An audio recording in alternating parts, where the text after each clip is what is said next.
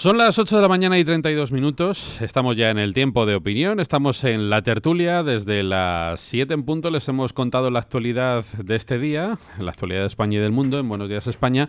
Ahora es el momento de comentarla, de analizarla, entre otros con Javier Ortega, secretario general de Vox. ¿Qué tal, don Javier? Muy buenos días. Pues muy buenos días, encantado de estar aquí para poder decir alto y claro, buenos días España. Sí, señor. ¿Mucho movimiento el fin de semana? Bueno, ha estado muy interesante el fin de semana, sí. Hemos estado en Alicante, pero esta vez no haciendo política, sino acompañando a un buen amigo en ese día tan importante de su vida, que es una boda. Y se nos ha casado el presidente Santiago Abascal con su novia, hoy mujer, Sí. Lidia. Y la verdad es que ha sido emotivo, porque cuando acompañas a un amigo al que quieres y le ves disfrutar y le ves que da un paso importante en su vida, pues qué menos que alegrarnos, pasarlo bien y disfrutar en un lugar tan bonito como es Alicante. Bueno, le enviamos un abrazo muy fuerte a Santi Abascal, a su ya esposa. Les deseamos evidentemente toda la felicidad que se la merecen, y en cuanto les veamos personalmente les podremos dar ese abrazo que nos hubiera gustado poder darle durante la ceremonia, pero que no fue posible. Así que, Santi, si nos estás escuchando, muchísimas felicidades.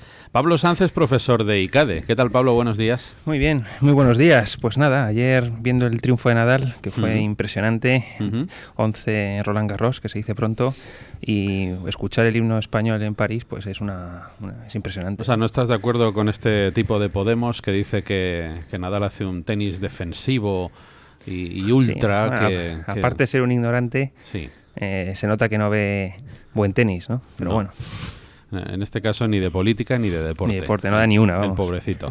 Profesor Jesús Poveda, profesor de psiquiatría. ¿Qué tal? Muy buenos días. Muy buenos días, encantado además de estar aquí. Un momento, profe, un momento que no se le escucha. Vamos a ver si es posible. Miguel, que se escuche correctamente al profesor Poveda. A ver ahora. Buenos días. ¿Sí? ¿Sí? ¿Se le escucha bien al profesor Poveda o soy yo el que no le oye? A ver, profesor. Muy buenos días, España. Ahora es cuando se le Encantado oye. de estar aquí también celebrando No te preocupes, Miguel. Ahora sí. la victoria de Nadal. A mí me recordaba un poco a cuando Indurain estaba en la vuelta en el Tour, ¿no? Que claro, la gente decía, mientras esté Indurain hay pocas posibilidades de hacer algo, ¿no? Parece que mientras está Nadal hay pocas posibilidades, ¿no? Yo hoy decía a las 7 de la mañana que mala cosa cuando en un país hay una diferencia tan abismal entre los que triunfan en el deporte, en las artes o en la medicina y los que están en el Parlamento o en el gobierno. Mala cosa. Porque significa que socapa de la democracia, con la excusa de la democracia, de que todo el mundo tiene derecho, cualquiera puede ser presidente del gobierno, como dijo en su día José Luis Rodríguez Zapatero. Bueno, pues con ese relativismo que es casi consustancial a la democracia moderna, pues eso, nos tenemos que conformar con ver a un auténtico marciano, como es Rafa Nadal, levantar 11 veces el Roland Garros, que si ya es complicado lograrlo una vez, pues multipliquen ustedes por 11. Desde el año 2005 lleva este hombre consiguiendo victorias casi de manera ininterrumpida. Pues como digo, esa brillantez, ese talento que vemos también en otros hombres ilustres que ha dado nuestro país. Yo hoy a las 7 pues citaba a algunos de ellos, a Plácido Domingo en la música, a Valentín Fuster en la medicina, pues a Salvador Amaya en la escultura, a Antonio López en la pintura, en fin, podríamos decir muchísimos hombres ilustres que está dando ahora nuestro país, y que no es nada extraño porque lo ha hecho a lo largo de toda su historia, dar a sus mejores hombres a la humanidad. Pues hombre, luego mira uno al Palacio de la Moncloa o al Congreso de los Diputados y, en fin, las comparaciones son siempre odiosas, pero es que en este caso no es que sean odiosas, es que realmente... No, y es que más llama mucho la atención, ¿no? Porque en cualquier ámbito de la vida todo el mundo entiende que se debe dedicar a alguien que tenga una excelencia, una pericia demostrada, ¿no? Esto es meritocracia pura, en todos los ámbitos de la vida funciona. En un hospital, en la universidad, debería, en cualquier ámbito técnico, obras de ingeniería, lo que sea, en arte incluso, ¿no? Que puede ser un poco más subjetivo. Pues bien, en la política estamos acostumbrados a que en el Parlamento tengan escaños personas que de verdad no tendrían ni un puesto de trabajo en ninguna empresa, ¿no? Gente que no tiene un currículum, no tiene una experiencia, no tiene una pericia en algo, ¿no? Simplemente se han dedicado a medrar en estructuras políticas, a parlotear, a llevar a cabo pactos extraños, antinatura, contra rivales políticos que son como ellos. Es decir, no hay meritocracia en la política. Por suerte, a pesar de que Sánchez pues, es un presidente que no cumple con que no es homologable a cualquier otro líder europeo, ¿no? Por ejemplo, Macron, que hombre tiene un currículum que por lo menos es más solvente, pero sí que se ha rodeado de personas un poquito más capaces que él, ¿no? Cosa que dice bastante de él. Hay que recordar que Zapatero se rodeó de unos ministros bastante más flojos que él, que ya de por sí era bastante flojo, ¿no? Por lo tanto, meritocracia es necesaria para la política. Eso siempre hay que reivindicarlo, ¿eh? Nosotros en este grupo de comunicación llevamos años manteniendo, yo desde luego a título particular, la tesis de que los partidos, los grandes partidos, sobre todo en España, han conseguido lobotomizar a la sociedad española. Y permítanme ese verbo. Muy médico. Sí, pero muy real. Sí, porque sí. Lo que han conseguido es, insisto una vez más, con el argumento falaz, mentiroso, de que estamos en democracia y que lo que sale de las urnas debe ser elevado a las hornacinas, porque es poco menos que sagrado, pues todo lo que alumbran las urnas es irrebatible. Y por tanto, casi ni siquiera desde los medios de comunicación tenemos derecho a criticar que alguien, pues que es un pedazo de carne con ojos o que es un trozo de alcornoque, aunque esté sentado en la sede de la soberanía, yo aspiro como español a tener algo mejor. Yo quiero que estén en la sede de la soberanía gente que sea la excelencia de la sociedad. Dice, ¿350? Hombre, sí. ¿Cómo no vamos a encontrar 350 españoles ilustres entre 40 millones? Pues claro que los hay, y muchos más de 350, muchísimos más. Eso es lo que yo quiero como español, que estén los mejores ahí. Y si además de ser buenos y excelentes, y gente con talento, inteligente, capaz y trabajadora, si además de eso es patriota española, defiende la unidad de España sin complejos, defiende la vida humana desde el momento de la concepción y defiende simplemente nuestras raíces culturales cristianas, pues entonces ya sería la leche. Sería una cosa realmente, sería de levantarse por la mañana e irte a trabajar pues tan como contento, si te hubiera ¿no? tocado la lotería. Claro, pero tendría que haber, alguien estará pensando, ¿eso es imposible lograrlo? No, lo que tienes que establecer son unos mecanismos que favorezcan el que lleguen los mejores. Por ejemplo, la necesidad de que se cumpla el artículo 6 en cuanto al funcionamiento democrático de los partidos. Ya sé que eso no iba a ser la solución de todo, pero hombre, sabemos que hay partidos donde existe un lobby interno que no permite que prospere ninguna candidatura que no sea la del grupito. Por tanto, no permite la renovación interna de los partidos y por tanto no permite que quienes vayan en las listas electorales puedan ser un poco mejores o bastante mejores que los que están en ese momento. En segundo lugar, se puede mejorar también con una ley electoral que permita una mayor representatividad y por tanto que el elector sepa realmente quién es el elegido e incluso al haber circunscripciones más pequeñas pueda llevar a cabo un sistema de revocación, es decir, a usted yo le elijo para defender los intereses de una determinada zona, tiene usted un mandato, pero como usted no lo haga bien, sale del cargo. Es decir, sí se pueden establecer unos mecanismos. Es un sistema muy inglés, ¿no? Muy inglés, claro, el del distrito único. Pero es que es verdad que al final esto está montado de tal manera que ellos ponen en las listas al que le da la gana. Si te gusta bien, si no te gusta, pues igual, te aguantas. No puedes elegir... Pero es muy democrático, ¿eh? Muy democrático. Estaría estupendo que, por ejemplo, dentro de una lista, pues tú dijeras, mire, el que han puesto ustedes el último... Resulta que es el tío más preparado, o la señora más preparada, o el profesional más preparado. Bueno, yo le voy a poner una cruz a este, y resulta que lo hace mucha gente y es el que sale primero, y no sale el merluzo que te han puesto primero. Ese es otro sistema. Es decir, es verdad que hay una serie de cosas, porque claro, la falacia es la demagogia populista. Todos tienen derecho, desde el hijo del obrero hasta el hijo... Pero si nadie dice que no tengan derecho. Claro. Pero lo que queremos es que tengan igualdad de oportunidades, exacto, pero dentro de una exigencia. Es como si alguien me dice, yo también tengo derecho a pilotar una Airbus con 500 personas dentro. No, derecho tienes, pero tienes que competir en unos estudios y en unas prácticas, o tengo derecho a operar. Oiga, yo también tengo derecho a operar. El hijo del obrero, el hijo del pobre. Le voy a poner un ejemplo que se ve mejor todavía, don Javier. Yo tengo derecho a ser pivot de la NBA. También. ¿Tengo derecho o no? Derecho sí. Lo que pasa es que cuando tenga delante de mí a LeBron James, pues le llego a la rodilla. Entonces, derecho tengo, claro que tengo derecho, para que es imposible que llegue porque no estoy capacitado. Claro, pues lo mismo, exactamente el mismo baremo tendríamos que seguir con esta gente. Es una cuestión Insisto, con los mediocres, que yo no digo que en los partidos no haya gente buena, claro que la hay. Sí, seguramente a lo mejor los buenos, los mejores, son precisamente los que no pueden hablar. Bueno, los que salen, ¿cuántas veces hemos escuchado en la vida? Yo lo he escuchado en muchísimos lugares, sobre todo temas de pueblos y tal, que te dicen, no, fulanito de tal se acercó, pero ha salido horrorizado de la política. Claro. Y dices, es una pena, porque son los mejores, porque realmente Claro. este hombre es un hombre excepcional. Ya, pero es que se ha acercado y dice, no está dispuesto un profesional serio a estar peleándose en las cloacas de los partidos, allí las puñaladas traperas y tal. Entonces, al final es esto. Necesitamos meritocracia porque quienes van a dirigir los destinos de la nación, quienes van a tener en sus manos nuestro patrimonio, nuestra libertad, nuestra seguridad, la garantía de nuestros derechos, pues hombre, primero, como bien decías, tienen que cumplir un requisito y es que sean patriotas, es decir, que vayan allí a defender el interés nacional, porque eso para mí es una condición sine qua non. Pero además es que tienen que tener preparación, porque puedes ser el mejor patriota del mundo, pero si no sabes llevar un avión, pues serás muy patriota, pero vas a estrellar el avión, ¿no? Está claro. Miren, en relación con lo que estamos hablando, el Partido Popular acaba de ser desalojado del poder. Vamos a utilizar ese verbo.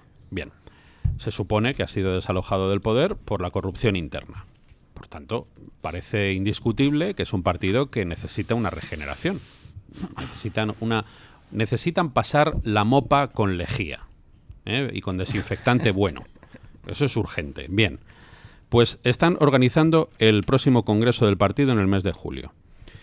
¿A que no saben en lo único que están de acuerdo? En llegar al cónclave con una única candidatura. Dice, para evitar guerras internas. Pero hombre, si llegan con una única candidatura, lo que están haciendo es repetir exactamente el mismo modelo que les ha llevado a donde están ahora. Si no se trata de guerras internas, si no hay por qué llevar las cosas al concepto bélico. No es necesario. Simplemente con que haya 3 o 4 o 5 o las personas que sean, que se vean capaces de poder liderar un proyecto que evidentemente hace falta en España y que compitan en igualdad de condiciones y sean los militantes del partido, las bases del partido, el que elijan al mejor. Si no se trata de guerras, si no hay ninguna guerra. Es una competencia lógica y lícita entre algunos que se sienten capaces de liderar un proyecto, nada más. ¿Por qué es esto de la... ¿Por qué tienen que apostar por llegar con una única candidatura? ¿Cuál es la razón de esto, de la única candidatura? El miedo terrible a la democracia, lo decía Claro, antes Javier. El eso artículo es. 6 de la Constitución dice que los partidos políticos tienen que tener un funcionamiento democrático. Esto da mucho miedo a las cúpulas, ¿no? Para empezar, yo negaría la mayor. El Partido Popular no es ni siquiera un partido, es un aparato de poder. Es el aparato, es la bicefalia, junto con el Partido Socialista, del régimen de 78. Yo niego que se pueda llegar a regenerar un partido que ha sido el núcleo de un montón de redes clientelares corruptas y corruptoras de la sociedad española, empezando por el sistema de contratación pública y empezando también por el sistema electoral, porque hay que recordar que la mayor parte de los casos de corrupción del Partido Popular afectaban a campañas electorales, a financiación de las campañas electorales. Por lo tanto, el Partido Popular ha estado compitiendo contra otras fuerzas políticas con dopaje político. Es decir, lo mismo que hace un deportista cuando se chuta ahí una serie de sustancias para correr más, lo mismo hacía el Partido Popular, financiando ilegalmente contra otros partidos políticos también legítimos en la democracia. Por lo tanto, es un partido que tiene una aversión a la democracia total, ¿no? Y bueno, la sentencia Gürtel ya lo dice, es el beneficiario a título lucrativo, es decir, es una forma suave de decir que se estuvo beneficiando de toda la corrupción. Es verdad que los hechos juzgados en la sentencia Gürtel son anteriores a la entrada en vigor del artículo 31 bis del Código Penal, que establece la responsabilidad penal de las personas jurídicas. Si los hechos se diesen hoy, el Partido Popular sería una persona jurídica responsable criminal de los hechos. Sí. Por lo tanto, por el artículo 33 del Código Penal, podía el juez penal haber determinado la liquidación y disolución del Partido Popular. Estamos ante un caso muy grave. El partido del gobierno, hasta hace 2 semanas, podía haber sido ilegalizado, es decir, disuelto penalmente, ¿de acuerdo? Por lo tanto, es una cosa muy grave. No creo que se vaya a regenerar. Otra cosa es cambiar de caras y cambiar de fotos, ¿no? A mí me parece, de todas formas, que las instituciones y un partido político no deja de ser una institución más, también tiene una cierta capacidad de cambio, de adaptación. O sea, que la situación es complicada para el Partido Popular, pues qué duda cabe, ¿no? Que ha pasado de tener el poder a no solo no tenerlo, sino estar en una situación muy de números rojos, ¿no? pero yo creo que si son capaces de hacer una actuación en crisis y resolver las cosas en crisis, o sea, también hace 1 año y medio nadie daba a Pedro Sánchez por posible presidente, ¿no? Que el tiempo nos dará la razón de si ha llegado como ha llegado y para qué ha llegado, ¿no? Pero yo creo mucho en los equipos de personas, en las instituciones, en que se puede. Lo que pasa es que yo creo que en la actualidad el Partido Popular está en shock, pues está tan en shock que lo que han hecho ha sido de entrada posponer hasta el mes de julio, o sea, hasta el 20 de julio, o sea, hasta la segunda quincena de julio, un congreso que teóricamente habría que haber hecho mucho más rápido, con mucha más agilidad, ¿no? Pero yo no niego un poco la mayor, ¿no? De que se puedan recomponer. Tenemos el ejemplo de UCD, que quedó disuelto después de una serie de elecciones después de tenerlo todo, pero yo creo que el Partido Popular tuvo desde Alianza Popular al Partido Popular hubo una crisis que supo readaptarse, y yo creo que vamos a ver un poco qué hacen, ¿no? Hablamos de democracia, hablamos de un sistema en el que se supone que todas las ideas están representadas. Bien, algunos mantenemos la teoría, que ha provocado un gran escándalo, me consta, de que el único diputado patriota que ha sentado sus posaderas en el Congreso de los Diputados, en lo que llamamos de democracia, se llamaba Blas Piñar López. Un diputado, en las elecciones de 1979, que por cierto le costó casi 400.000 votos tener un diputado. Creo que eran 384.000, si no me falla la memoria. Ese ha sido el único patriota español que ha estado sentado en la sede de la soberanía en nuestro país. Espero que sea igualado dentro de poco por los miembros de Vox. Pero esto que ustedes van a escuchar ahora, tenemos 2 cortes seleccionados, Miguel, esto que ustedes van a escuchar ahora y que tenía lugar hace apenas una semana en Barcelona, hoy no tiene cabida en el Parlamento español. Hoy no hay nadie que diga esto que ustedes van a escuchar dentro de la sede de la soberanía. Cuando en la madrugada del pasado viernes, un hombre cobarde, a la sazón presidente del Gobierno y del Partido Popular, Mariano Rajoy Brey, autorizó la publicación en el Diario Oficial de la Generalidad de los nombres de los consejeros del xenófobo Quim Torra, culminó el proceso más infame de traición a España por omisión en el deber del cumplimiento que confiere a cualquier presidente del gobierno de una nación. Quiero agradecer a la Policía Nacional y a la Guardia Civil su leal cumplimiento con el deber.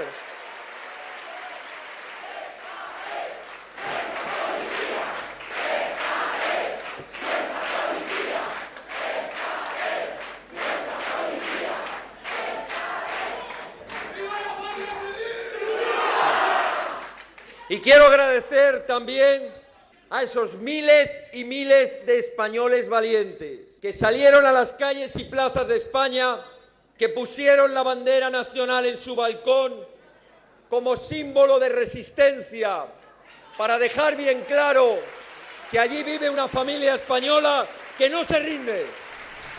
Era don Javier Ortega Smith el domingo, ayer no, sino el domingo anterior, en Barcelona, ante 2.000 personas que había allí, ¿no? Así fue.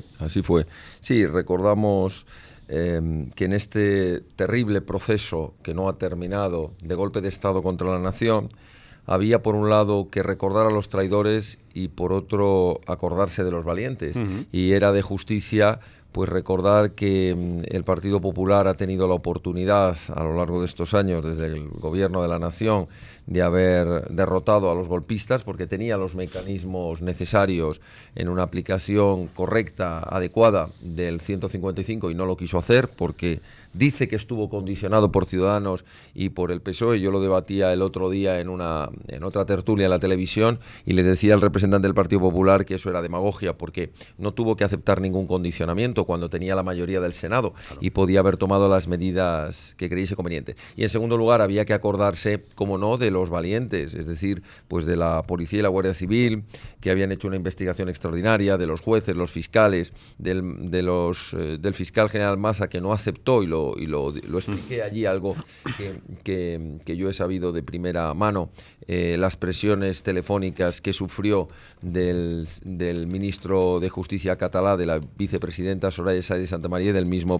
presidente Rajoy, a los que obviamente no hizo en el menor caso y siguió adelante con sus querellas. Es decir, que en esta triste realidad de España nos encontramos un escenario de auténticos traidores, de auténticos cobardes, pero también de auténticos héroes, y esos héroes hay que aplaudirlos porque están haciendo un gran servicio a España. Y yo creo que, como ha ocurrido siempre en nuestra historia, al final creo que los buenos vamos a ganar.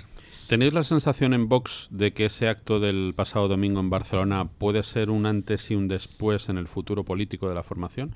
Me refiero por el impacto social que tuvo y por esa emoción que vosotros, varios miembros de Vox, me habéis transmitido de lo que pudisteis ver allí dentro, como una especie de poder ver por fin la realidad de un partido que les representa, que representa ese hecho evidente de sentirse a la vez catalán y español. Así es, llevamos ya muchos meses percibiendo que en toda Cataluña, no solo en Barcelona, en las demás provincias también, hay un especial interés hacia la posición que representa Vox, el haber triplicado en 3 meses, haber triplicado nuestra afiliación, el hecho de que en las convocatorias que estamos teniendo de actos, porque ese fue en Barcelona, pero hemos tenido en Lérida, hemos tenido en Tarragona, actos que han sido, pues, para nosotros absolutamente imprevistos en cuanto a la asistencia y a la emotividad. Es decir, que hace tan solo 6-7 meses no hubiéramos jamás pensado esa repercusión, pues nos hace pensar una cosa muy seriamente, y es que,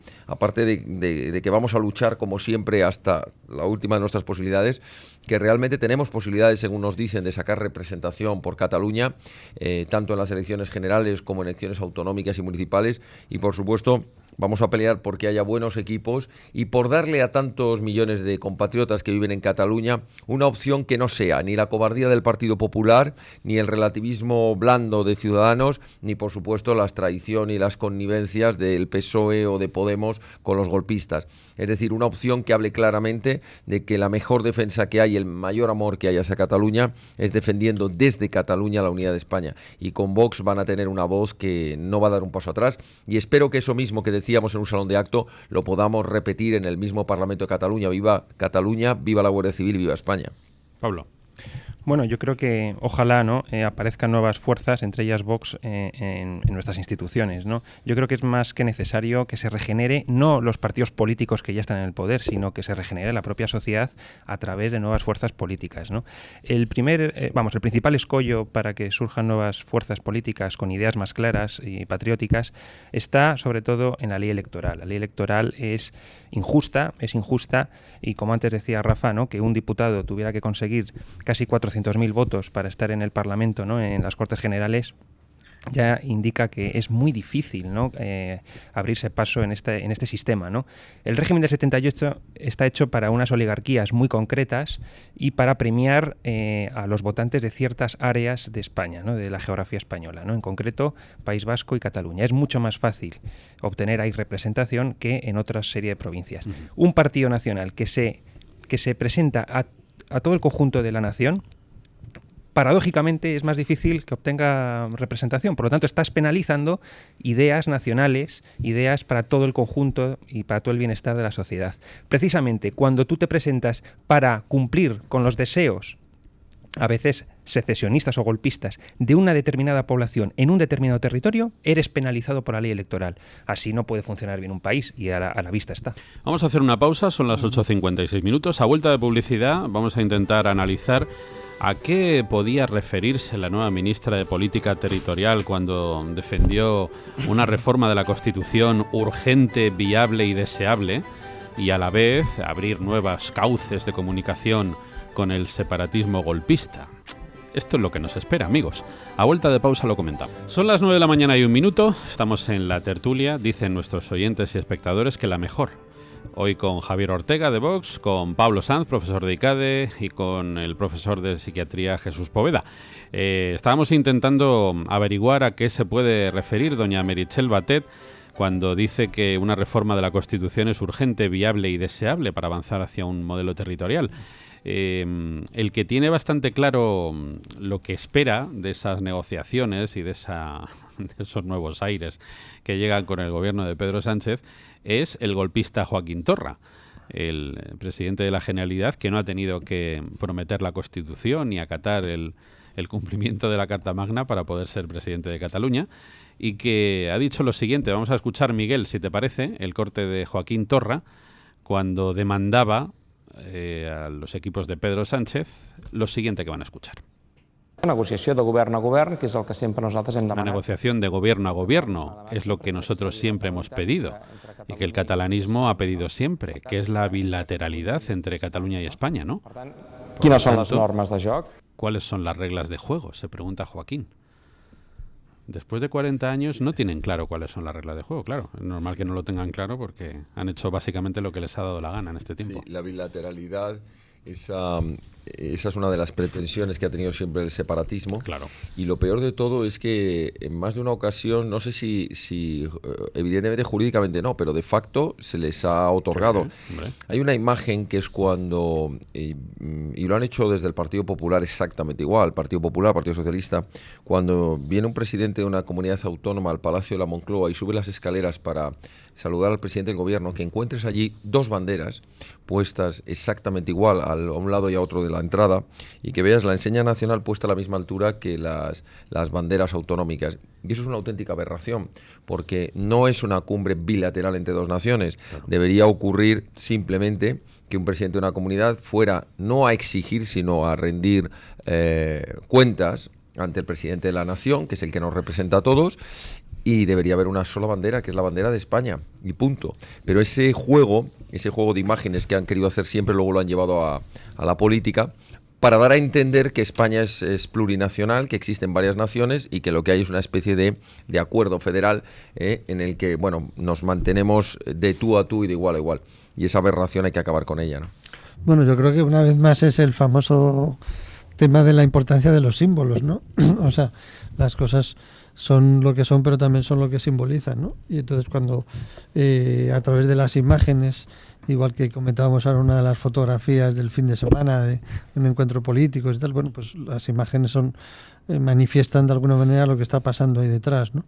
Entonces cuando no das una prioridad a pues una bandera, como puede ser la bandera española, sobre pues unas autonomías, ¿no? Yo creo que estamos realmente ahora mismo en un momento de la crisis del régimen del 78, ¿no? O sea, pues igual que hay momentos de crisis de algunos regímenes, pues ahora estamos en la crisis del régimen del 78, que a lo mejor ha servido durante un tiempo, pero ahora desde luego que se va a poner un poco en entredicho. El contexto en el que entiendo esa urgencia, deseabilidad y viabilidad de la Constitución es pues que una Constitución que durante un tiempo ha servido, pues ahora ya no sirve, ¿no? A mí de todas formas me parece que es un momento un poco excesivamente delicado para entrar en esto, ¿no? Pero bueno, es lo que toca. Y igual que el Partido Popular tiene que hacer una reflexión de por qué están donde están y a ver si son capaces de dar soluciones. Ahora mismo esa Constitución pues nos ha llevado a esta situación y habrá que ver un poco esa Constitución si sirve o no sirve, ¿no? Bueno, en mi opinión, yo creo que Batet realmente pues está siendo una maestra de la ceremonia de la confusión, ¿no? Ella ahora es ministra, pero hay que recordar que viene del Partido Socialista Catalán y el Partido Socialista Catalán no tiene ninguna idea clara sobre, primero, qué es España y sobre qué es Cataluña, ¿no? Entonces está mareando la perdiz a ver qué puede ceder, qué puede obtener de Torra a su vez. Bueno, en cualquier caso, en el Consejo de Ministros se las va a tener que ver con Borrell, que es la antítesis, ¿no? Dentro del Partido Socialista Catalán. Va a estar interesante ahí Sánchez qué decisión va a tomar, si hacer más caso a Batet o hacer más caso a Borrell o pura neutralidad y que sigan corriendo las semanas y meses sin tomar una decisión al respecto, ¿no?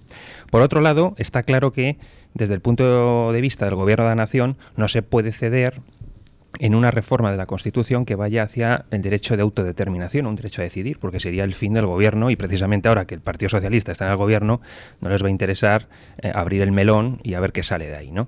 Por otro lado, el separatismo catalán, ya desde el 19, vive en una entelequia, y ahora mismo, en el siglo XXI, es que es totalmente ridículo apelar a la existencia de una nación inexistente, que es un concepto muy artificioso, que se ha basado sobre todo en chantajes y en privilegios obtenidos en los últimos 30-40 años por la cobardía de los partidos nacionales, estatales españoles, y por tanto ahora mismo llegan al siglo XXI y están totalmente desnortados. Es decir, es que no se entiende en Europa, aunque reciban apoyos de algunos sectores en Alemania, en Bélgica, en Escocia, no se entiende para nada que ahora mismo se reivindique una nación.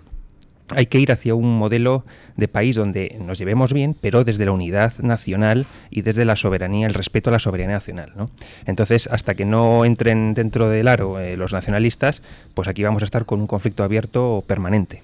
Claro, ¿qué pasa? Pues que cuando, por ejemplo, la ministra de Administración Territorial dice que hay que reformar la Constitución, se supone que en el sentido de contentar a los separatistas, como es normal, no se conforman con eso. Es decir, ellos siempre van un paso más allá.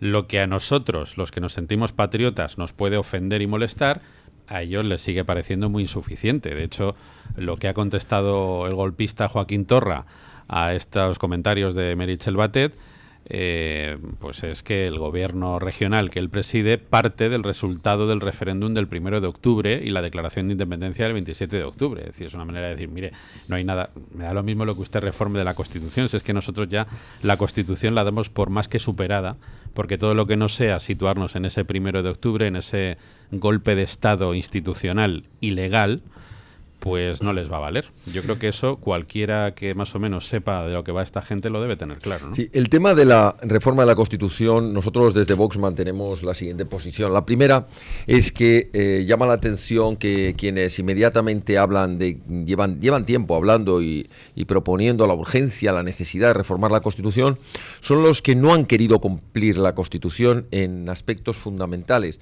Cuando llevamos varias décadas en las que la igualdad de los españoles ante la ley ha sido una mera declaración formal de la Constitución, cuando la indisoluble unidad de la nación española ha sido cuestionada permanentemente y cuando el Estado de Derecho, la independencia judicial habría opuesto ausencia, nos llama la atención que algunos salgan corriendo a pedir que se cambie la Constitución. Hombre, que se cambie la Constitución que usted no ha querido cumplir, pero es verdad que es un debate que no hay que rehuirlo y hay que dejar bien claro que va a haber dos frentes, no voy a decir ni siquiera dos modelos. Va a estar el frente de los que abogan por la plurinacionalidad, claro, y que hablan de 4 Españas, como Pedro Sánchez, de la España que según él era España por un lado, Galicia por otro, País Vasco y Cataluña.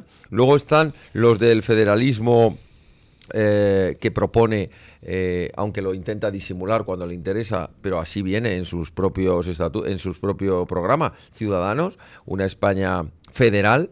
Y luego tenemos esa otra España que dice defenderse en su unidad, el Partido Popular, pero que en la práctica, a través de los gobiernos regionales, ha mantenido 17 Españas diferentes, porque allá donde ha gobernado su discurso ha sido uno u otro. Y luego vamos a estar, yo creo que esa inmensa mayoría de españoles que cuando nos hablen de reformar la Constitución vamos a decir hasta aquí hemos llegado con una Constitución que lo que ha permitido es que avance todo lo que retrocede a España. Y estoy diciendo que habrá que pelear, o los que estaremos en la pelea, porque la reforma de la Constitución garantice 3 cuestiones fundamentales. La unidad de España, indiscutible, se terminó los términos nacionalidades, se terminó plurinacionales, es decir, cerrar de una vez por todas el capítulo de que la indisoluble unidad de la nación española es la patria común de los españoles y que la Constitución se fundamenta en ella y por tanto es innegociable, indiscutible. La segunda cuestión en la que no vamos a ceder es que los españoles somos iguales ante la ley, pero iguales con independencia del territorio en el que vivamos, iguales en derechos y obligaciones, seas hombre o mujer, iguales en política fiscal, absolutamente iguales en derechos y obligaciones. Y la tercera, que el Estado de Derecho debe prevalecer y que para prevalezca el Estado de Derecho debe prevalecer una justicia independiente, una auténtica división de poderes y debe haber una un principio que comentábamos antes de jerarquía normativa. Es decir, no puede ser que un estatuto ponga de rodillas a la Constitución, ni a las alturas que estamos, ni que cualquier alcalde se atreva a discutir principios o derechos que son de todos los españoles. Por tanto, respetando el principio de división de poderes, garanticemos la soberanía nacional de todos los españoles. Por tanto, algunos decimos que va a haber que abrir una segunda transición, que va a ser la transición desde este modelo caduco de las comunidades autónomas que nos enfrenta, nos empobrece y nos divide, hacia una transición para trasladarle el poder a la soberanía nacional, es decir, al pueblo español, y si queremos administrativamente luego a los municipios, que son los que de verdad están más cercanos a todos los españoles. No sé si alguno queréis añadir algo más o avanzo yo otros aspectos. Yo a veces, como soy muy práctico, digo lo de que al final, cuando tienes unos presupuestos cerrados, porque no hay manera de que haya más ingresos, a no ser que quieras seguirte endeudando o a no ser que sigas queriendo esquilmar todavía más a la población, te tienes que enfrentar entre pensiones y autonomías, y entonces a lo mejor hay que recortar un poco la economía de las autonomías para hacer frente al tema de las pensiones, ¿no? Y hay cuestiones que ahora mismo se ponen otra vez sobre el tapete y que hay que resolver, ¿no? Una cosa es la demagogia, lo que uno dice, y otra cosa son las cuentas y la realidad social, ¿no? Me llama la atención lo que ha dicho el ministro de Exteriores, José Borrell, no por el contenido de lo que dice, que podemos considerarlo incluso como una obviedad, pero sí que lo diga al poco de haber llegado al cargo. Ha pedido a la oposición que deje de buscar tres pies al gato y que colabore con el gobierno porque a su juicio Cataluña está al borde del enfrentamiento civil. Borrell se ha expresado así en una entrevista en La Sexta, en la que también abrió la puerta a recuperar algunos de los artículos del Estatuto de Autonomía catalán que fueron declarados nulos. Dice Borrell que eso requiere la participación de todas las fuerzas políticas. En ese sentido, el ministro pedía a la oposición que colabore con el nuevo ejecutivo de Pedro Sánchez y que no se dedique a trucar frases o a buscar tres pies al gato cuando el gobierno está intentando dialogar.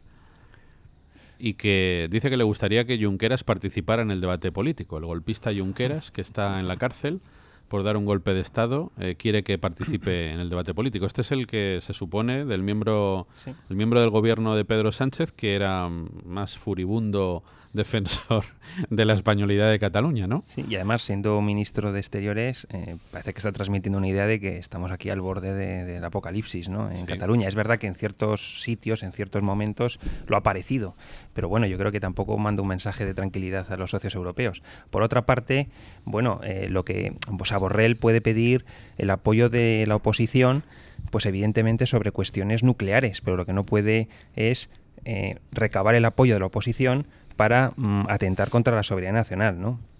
Por otro lado, el problema de fondo es que 2 millones de separatistas catalanes o de personas que votan a partidos nacionalistas catalanes intenten condicionar la vida de 7 millones de catalanes y de 46 millones de españoles. Eso no es aceptable.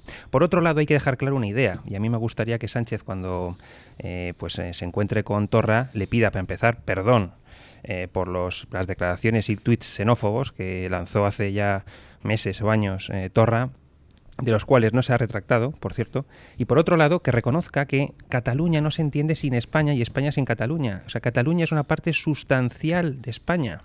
Por lo tanto, no tiene sentido hablar de una relación de bilateralidad entre España y Cataluña, porque sería hablar en términos prácticamente de sinonimia, es decir, España es Cataluña, Cataluña es España. No se entiende España sin Cataluña. Por tanto, aquí estamos ante una cuestión que es innegociable. No se puede ceder ni siquiera en términos de nomenclatura, de cómo se llaman las cosas. Claro, no es que no se pueda ceder en términos de nomenclatura, sino porque hablando se entiende la gente y si no hablamos, no nos entendemos. Y si manipulamos las palabras, pues manipulamos. Estoy de acuerdo en que hay que dialogar. Lo que pasa es que si te ganan el terreno lingüístico, por supuesto. Si ya te están diciendo que hay que tener una relación de bilateralidad Cataluña-España, claro, ya has perdido la batalla en el minuto 1. Claro, es como si uno mismo dice, pues voy a tener una relación bilateral entre la mano derecha y la mano izquierda. Hombre, pero si usted es la misma persona, tendrá que tener relación bilateral con un diferente, ¿no? Fíjese, fijémonos que quién es Borrell.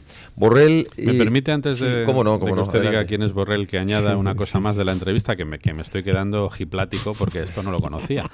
Dice Borrell, insisto, cuando ha sido nombrado Borrell, se ha dicho de él que era pues el freno del gobierno de Sánchez. El garante de la... Sí, claro, que había demostrado en las manifestaciones de españoles en Barcelona pues que él estaba por la unidad de España también, etcétera, etcétera, que yo nunca me lo creí mucho, pero dice Borrell que está leyendo el libro de Joaquín Torra, que dice que Cataluña es una colonia y que está ocupada desde 1714. Hombre, se suele decir que hay que leer de todo, pero yo creo, señor ministro, que un titular de Exteriores de España debería seleccionar mejor pero sus Rafa, lecturas. somos mal pensados. Quizás que Borrell está aficionado al género de historia-ficción. Oye, le gusta la novela histórica. Pues, oye, está bien fantástico. visto, sí. Borrell está leyendo el libro del golpista Joaquín Torra. Pero es un novelista, ¿no? Es un dato. Torra es un novelista... Ahora sí, don Javier, Sí. perdone que le haya interrumpido. No, ninguna. Estábamos pensando antes estábamos manifestando nuestro deseo de que en la política hubiera una cierta meritocracia, ¿no? Y entonces lo traemos a colación del nuevo ministro de Asuntos Exteriores. ¿Qué le pediría cualquier nacional a su ministro de Asuntos Exteriores? Pues le pediría que luchase en el exterior por su nación. Bueno, te dirá alguien, hombre, eso es obvio. Bien, pues entonces esperamos que Borrell haga todo lo posible para que la soberanía nacional española y dentro de ella el poder judicial sea respetado en el exterior. Y por tanto, esperamos que el señor Borrell acuda inmediatamente a Alemania y a Bélgica a exigir con toda la fuerza que le sea posible, que se respete la euroorden y por tanto que se respete las decisiones de entrega de los golpistas fugados. A que no lo va a hacer. Y no lo va a hacer, y sospechamos que no lo va a hacer, porque este es el mismo Borrell que cuando todavía no tenía ni en su imaginario la posibilidad de llegar a ser ministro, porque estábamos en un momento de pleno golpe de Estado y no se sabía que iba a haber esta moción de censura, cuando el pueblo soberano gritábamos en la calle, en las calles de Barcelona, Puigdemont a prisión, que es una frase que detrás no dice otra cosa, que los delincuentes y los golpistas deben ser juzgados y deben ser ingresados en prisión por decisión de nuestros tribunales, él, muy enfadado, llamaba turba del circo romano y gritaba que nos callásemos, que no pidiésemos Puigdemont a prisión. Es decir, que no reclamásemos el Estado de Derecho, la justicia, que es que quien había dado un golpe de Estado en Cataluña tenía que ser sentado ante los tribunales. Bueno, este es el que va a representar a España. Lamentablemente nos tememos que todo su esfuerzo va a ser poner paños calientes a los golpistas y evitar a toda costa que se produzca precisamente eso, la entrega de Puigdemont, porque no les interesará la foto de la entrega de Puigdemont y el resto de los consejeros huidos entrando esposados por la frontera española y sentados en el banquillo. Seguro que no va a hacer nada en esta línea. Pero en fin, vamos a concederle 10 segundos de margen de... 10 segundos. 10 segundos de margen Yo de creo que Me ahora parece mismo- muy generoso por su parte. Yo creo que ahora mismo el gobierno actual está en una fase, entre comillas, de luna de miel, donde no se creen un poco que están donde están, donde las declaraciones que están haciendo son muy, en muchos casos, muy sorprendentes. Pues ayer el de Deportes diciendo que Nadal es España, cuando hace solamente un mes se metía habitualmente con todos los deportistas que hay en España y tal y cual. En cambio ahora dice que Nadal es España. Esto es una frase realmente sorprendente, ¿no? Bueno, entonces yo creo que ellos tienen que hacer ahora su contacto con la realidad. El contacto con la realidad española es que realmente la situación es compleja, es delicada. Hay un tejido social, económico que se estaba rehaciendo de alguna manera, aunque desde mi punto de vista de una manera muy asimétrica, ¿no? Y realmente no puedes entrar, empezando desde mi punto de vista, por nombrar 17 ministerios, ¿no? O sea, como será por ministerios, ¿no? Y entrar con unos planteamientos que a mí en algunos aspectos realmente me parecen muy radicales. Y desde luego que aunque Borrell inicialmente es el garante de la unidad de España, a mí no me lo parece, ¿no? Pero veremos un poco cómo va un poco la realidad poniendo las cosas en su sitio, ¿no? Sí que me gustaría que mediáticamente hubiera más pluralismo y mediáticamente hubiera más reconocimiento de las cosas, ¿no? Y no esa lobotomización que decíamos. Es impronunciable la sí, palabra. no, que es a veces cuando de pronto desde el punto de vista de los medios de comunicación quitan una serie de informes, quitan una serie de hechos que están pasando, ¿no? Y entonces te distraen con maniobras, ¿no? Son las 9:21 minutos, vamos a hacer una pausa. Estamos en la tertulia, en la radio y en la tele, en Buenos Días España.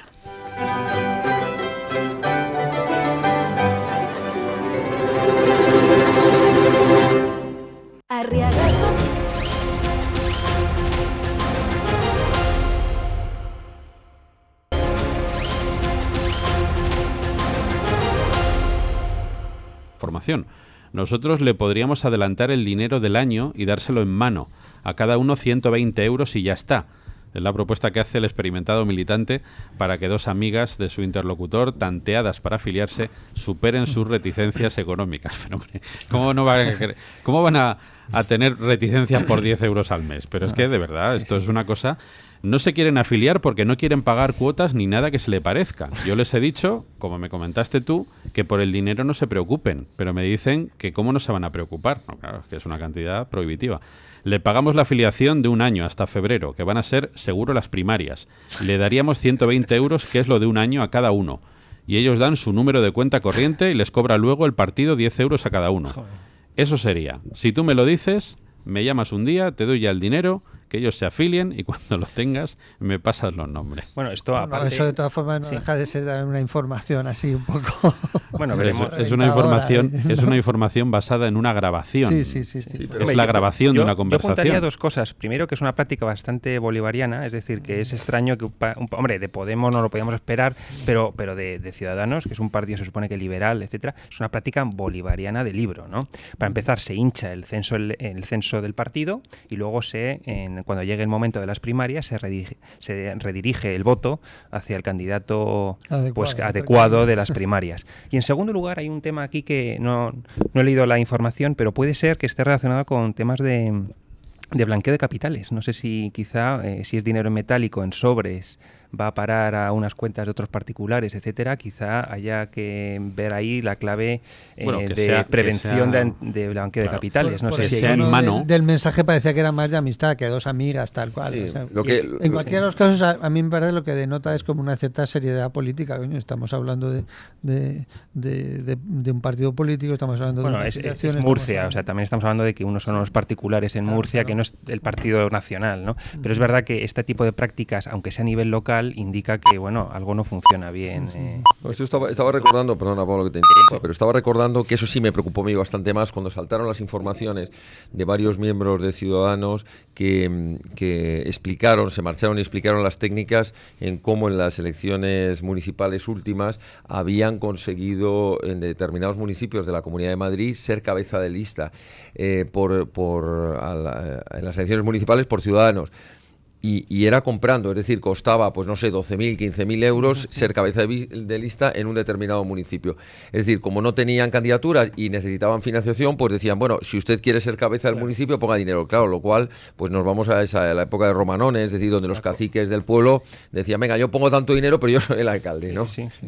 Esto es... De todas formas, también hay una mezcla que es muy interesante, que es como pasa con los partidos políticos en Estados Unidos. O sea, que ahí hay una transparencia económica y no es, desde luego, del Estado de donde sacan los recursos, ¿no? En ese aspecto yo creo que falta mucha madurez en los partidos políticos españoles, ¿no? Les recuerdo la información que les dábamos hace solamente unos días, y es que el Tribunal de Cuentas, tras la última sesión de su pleno, ha iniciado un procedimiento sancionador a Ciudadanos por la posible asunción por terceras personas de gastos de partido en el ejercicio de 2015.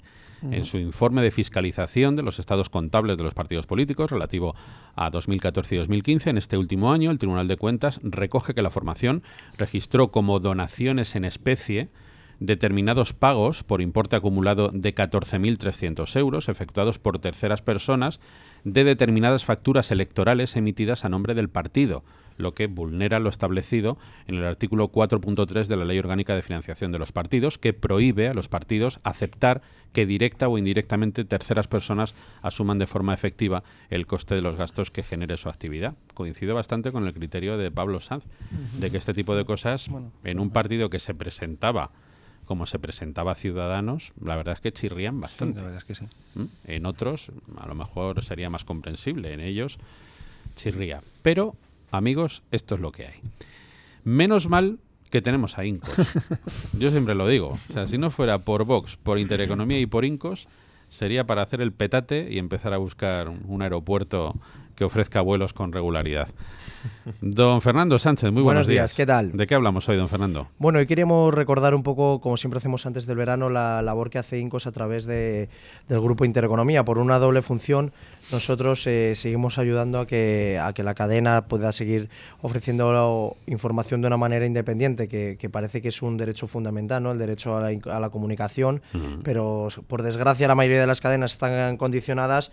Y bueno, en este caso, como creemos en el Grupo Intereconomía, a través de todas aquellas personas que confían en Incos para contratar todos sus seguros, apoyamos al Grupo Intereconomía para que pueda seguir en su función. Y aparte nuestros oyentes, porque a la gente le parecerá seguro que fantástico, pero obviamente tienen que tener un beneficio directo el propio oyente que contrata un seguro. ¿Qué beneficios tienen ellos directo? Por un lado, nosotros trabajamos todas las compañías líderes, independientemente la compañía que sea. A nosotros nos importa el cliente y no la compañía. Entonces, el mismo seguro que ellos tienen lo pueden contratar o lo pueden ceder esa gestión al grupo Incos para ahorrarse, porque nosotros al ir con mucho volumen se ahorran entre un 10 y un 20% en la prima de su seguro, y aparte la gestión de los siniestros, que siempre tenemos el no de la compañía. Nosotros peleamos para que esa póliza esté realizada de una manera correcta y así a la hora del siniestro no tenga ningún problema, porque lo que está en póliza se lo tienen que cubrir al 100%. Para eso hay un teléfono, para informarse y para poder acogerse precisamente a esas ventajas, ¿no?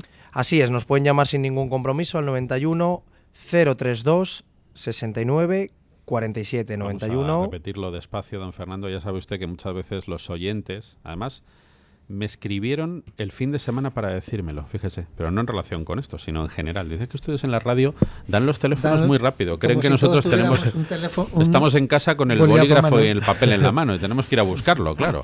Y no Así apunta, y no pinta luego claro, siempre. No pinta, por eso hay que tener un lápiz a mano, totalmente, que se no falla. Bueno, pues ahora que ya les hemos dado tiempo, mientras el presentador decía estas tonterías, ustedes habrán ido a coger un bolígrafo y un papel. Ahora sí, les repite el bueno de Fernando Sánchez ese teléfono de Incos. El teléfono es el 91 032 69 47, 91 032 6947 o a través de la web www.incos.es. Fernando Sánchez, muchas gracias por todo. Gracias. Gracias por estar con nosotros. Son las 9:35 minutos. Vamos a hablar un poquito del exterior porque la cumbre del G7, que el fin de semana ha tenido lugar en Canadá, ha sido tensa y ha terminado con don Donald Trump retirando su apoyo al acuerdo de mínimos que habían alcanzado.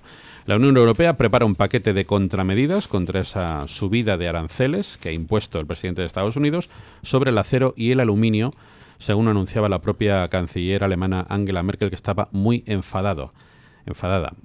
Tras la cumbre, Merkel informó de que el eurobloque se va a unir a Canadá en una respuesta común a esa decisión de Trump de repudiar el comunicado conjunto del grupo que él mismo había aceptado horas antes. Ha dicho Merkel que el hecho de anunciarlo a través de un tuit nos devuelve a la realidad y es un poco deprimente. Ha dicho la canciller alemana. Hombre, usted ya conocía un poco el estilo de Donald Trump, tampoco es no es un secreto. Merkel dice que la decisión de Trump reafirma su posición de abogar por una Unión Europea unida y fuerte. Europa debe decidir más su destino y defender sus valores en caso necesario junto a Japón. Dijo, entre otras cosas, entre otras lindezas, Trump, que se había terminado eso de que Estados Unidos sea la hucha de la que tiran el resto de países. Sí, lo dijo también con el tema de la OTAN, lo ha dicho con bastantes cosas. Yo creo que Trump en su campaña electoral volvió a decir que primero América, y entonces le están saliendo, es lo que no ha engañado a nadie, he mantenido muchas veces de las cuentas. A las cuentas internas no le salen. Le sale que las personas del Midwest, del centro de Estados Unidos, eran trabajadores que tenían un poder adquisitivo hace unos años que han ido perdiendo porque se han ido las empresas a otros lugares, porque empresas que estaban antes ahí ahora están en México, empresas que estaban ahí ahora están en otros sitios. Entonces él dice, oye, no, yo quiero que los americanos tengan una capacidad adquisitiva, y esto, cuando haces las cuentas, que es un poco los presupuestos y cierras, dice, pues tengo que tomar una serie de decisiones que no son sonreír un poco al estilo Obama, prometer al estilo tal, sino decir, oye, si quiero que lo primero sean los americanos y que los americanos estén mejor, pues a lo mejor otros tienen que estar peor. Entonces son un poco las consecuencias. Yo creo que a mí el estilo tweet no me parece nada adecuado ni nada correcto, ¿no? Pero hay una cierta congruencia entre lo que él decía que iba a hacer y lo que está haciendo, ¿no? Esa es la congruencia que yo veo ahí, ¿no? Pablo. Sí, yo creo que a mí el estilo Trump no me gusta nada, ¿no? Es una persona pues instintiva, muy compulsiva, irascible. Él juega siempre esa baza, ¿no? Primero es muy duro y luego ya va rebajando y dando concesiones, ¿no? Así era cuando era empresario en Nueva York y ahora pues lo mismo, ¿no? Lo que pasa es que en política internacional estar con estas actitudes un poco infantiloides pues es peligroso, ¿no? Por otro lado, tiene razón de fondo, ¿no? Es decir, la economía americana tiene un grave déficit comercial, ¿no? Las importaciones superan a sus exportaciones y evidentemente esto lastra a ciertos sectores industriales en Estados Unidos. Por lo tanto, una política proteccionista tiene cierto sentido en Estados Unidos, sobre todo para los sectores que se basan en aluminio y acero, precisamente donde van a ir a parar los aranceles a estas importaciones, ¿no? Por lo tanto, tiene sentido como razón de fondo la posición de Trump. Ahora bien, los modos, los gestos, pues bueno, yo creo que le pierden bastante. Yo ahí discrepo. No es que discrepe sobre el fondo, discrepo un poco en la forma. Yo sé que a cada uno le gustan unos estilos de hacer política y que les gusta más un estilo más clásico, más serio, más diplomático. Y hay otros que buscan el estilo de la confrontación, de los gestos. Pero hay que pensar que esa ha sido la forma de actuar en política Donald Trump. No creo que no tenga en su alrededor magníficos asesores de comunicación que le pondrán encima de la mesa todas las opciones. Pero si ha elegido esta es porque esta le ha dado resultado. Y le ha dado resultado interno cuando tuvo que competir contra el establishment de Obama y de Hillary Clinton. Tuvo que competir contra un 90%, 92% de los medios del sistema llamándole absolutamente de todo para que luego la realidad de las urnas y los americanos descubriesen que ese es el presidente que querían, porque esa era la política que necesitaba América. Yo sé que en el exterior es cierto que hay que tener cuidado porque, claro, estás jugando en un escenario donde tus socios se pueden ver ofendidos, pero también es verdad que al final él está velando por los intereses americanos. No pensemos que está velando por los intereses mundiales, está pensando por los intereses americanos y desde esa visión es como creo que hay que analizarlo. Es decir, él va a las cumbres internacionales a dejar bien claro que se acabó de ser Estados Unidos el Paganini de todas estas cumbres, el que paga la factura de los delirios de otros, ni en la OTAN, que mencionaba el profesor antes, se acabó pagar la factura de la defensa de los demás, ni en las políticas comerciales seguir acordando políticas de intercambio comercial en las que sale perjudicado Estados Unidos, y él va a defender el interés de Estados Unidos. A mí esto no, como español, lo que me gustaría me da una cierta envidia. A mí me gustaría que cada vez que nuestros ministros o nuestros presidentes de gobierno viajasen al exterior, a las distintas cumbres, fuesen con esa mentalidad. Y especialmente dentro de la Unión Europea. A decir, de la OTAN me callo porque no podemos ir exigiendo mucho cuando no cumplimos siquiera las aportaciones económicas que tenemos que pagar, ¿no? Pero sí dentro de la Unión Europea quisiera ver a un presidente del gobierno de España y unos ministros defendiendo que lo primero es España y que por tanto con nosotros se llegarán a acuerdos siempre que se nos respete.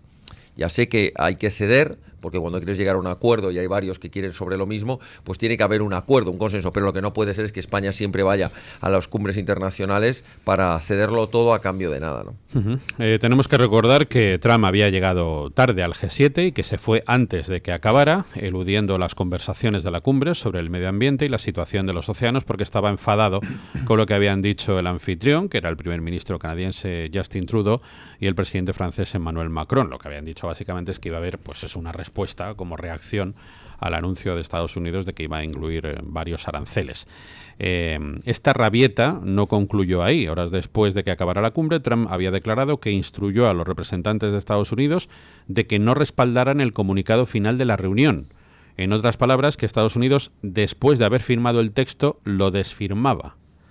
La razón era esa rueda de prensa de Justin, como se refería en Twitter el presidente norteamericano al primer ministro de Canadá. Le llama directamente Justin al primer ministro de Canadá. Quizás se refería a Justin Bieber, no sabemos. Sí. Lo que dijo Trudeau en rueda de prensa fue algo muy simple: no aceptaremos una cláusula de salida en el Tratado de Libre Comercio de América del Norte, y que está siendo renegociado. Poco antes Trump había declarado en rueda de prensa que sí iba a haber esa cláusula. Bueno, la verdad es que al final lo que suele ocurrir con Trump es un poco lo que decía antes Javier, que no estamos acostumbrados a líderes mundiales, a presidentes de naciones, que pongan los intereses de su país abiertamente por delante de los intereses del mundialismo, por decirlo de algún modo, o en todo caso de organizaciones supranacionales, como en este caso puede ser la Unión Europea. Claro, cuando los dirigentes de España, por poner el ejemplo más cercano que tenemos, obviamente, van a reuniones de este tipo, pues hombre, no voy a decir que llevemos un perfil lacayuno, pero desde luego que nos sometemos a los criterios mayoritarios y globales, eso yo creo que hay pocas dudas al respecto. Y Trump no. Trump al final pues es un hombre que ha sido elegido para gobernar los intereses de su nación, y es eso lo que hace en este caso también, ¿no? Medidas de proteccionistas que benefician a los productos americanos en perjuicio de intereses comerciales mundiales, ¿no? A mí otra noticia política internacional que también me preocupa mucho, que es todo el tema de los inmigrantes. Siempre en estas épocas del año, que es por la temperatura del Mediterráneo, empiezan a haber unas emigraciones muy fuertes, y países como Italia que dicen que no atraque el barco con 600 o como Malta, y son situaciones realmente lamentables. Me gustaría hacer al menos una reflexión desde aquí, ¿no? Como a veces puedes ir de que eres muy tolerante o eres muy capaz de resolver, y no has creado los mecanismos suficientes. Yo creo que Europa tiene que invertir en recursos en el norte de África para que sea el mismo norte de África el que sea capaz de resolver estas cuestiones, ¿no? ¿Ha visto usted, profesor, el cambio de enfoque que ha hecho Italia sobre esta cuestión? Claro. Para justificarse un poco, ha dicho el ministro de Interior, Matteo Salvini, ha confirmado ese cierre de los puertos italianos al barco de rescate de personas en el Mediterráneo, con más de 600 inmigrantes a bordo, argumentando que está siguiendo el ejemplo de otros países europeos como España, dice, para combatir el tráfico humano. Es decir, que no es que no quieran acoger inmigrantes, es que están contra el tráfico humano. Dando ese enfoque a la cuestión, pues hace la medida, la toma de decisiones más comprensiva, más aceptable. No, pero para que los demás. España hace 10 años tenía Estos son los juegos del lenguaje de la política, sí, en pero definitiva. España hace 10 años tenía un problema grave y dramático con Marruecos, y gracias a toda la inversión que se ha hecho en Marruecos, desde el propio Marruecos, pero también con la colaboración europea en infraestructuras, en agricultura. Ahora mismo no son los marroquíes los que emigran. Ahora ya los marroquíes no están cruzando, algunos sí, pero no mayoritariamente, ¿no? Entonces yo creo que cuanto más se invierte ahí, o cuanto más se facilite que en esos países de origen del problema se resuelva el problema, más lo evitas aquí, ¿no? Pero vamos, a hacer una puntualización de que mientras hay gente que se reúne en el G7, hay gente que está en el Mediterráneo que no le dejan llegar a la orilla, me parece que también merece la pena en una tertulia como esta, ¿no? Ha dicho en concreto Salvini: Francia está devolviendo a la gente en la frontera, España defiende con armas su frontera. Ha visto pocas imágenes de España, me parece a mí. Malta no acepta a nadie. Desde hoy Italia también va a empezar a decir no al tráfico de personas y a la inmigración ilegal. Eso es lo que ha dicho el ministro de Interior italiano. 9:46, hacemos una pausa y abordamos ya la recta final de la tertulia.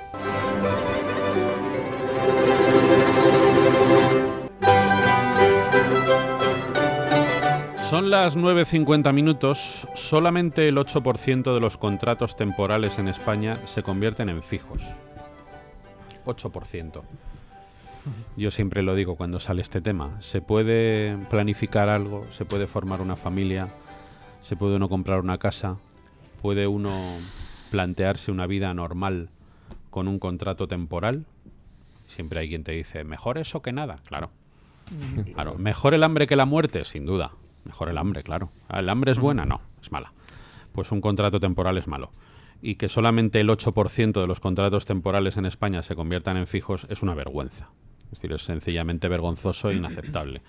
La nueva ministra de Trabajo, Magdalena Valerio, tiene desde luego una ingente labor por delante para atajar el problema de la temporalidad. No es solo que España tenga la mayor proporción de trabajadores temporales de toda la Unión Europea. Es que este tipo de contrato sirve muy poco como trampolín para conseguir un puesto fijo. Son datos de la Comisión Europea. En España, solo el 8% de los contratos temporales se acaban convirtiendo en uno indefinido al cabo de un año. En cambio, en el conjunto de la Unión, esta conversión ocurre en el 24% de los eventuales. Son 3 veces más. Es decir, un temporal en España tiene casi 3 veces más difícil convertirse en fijo.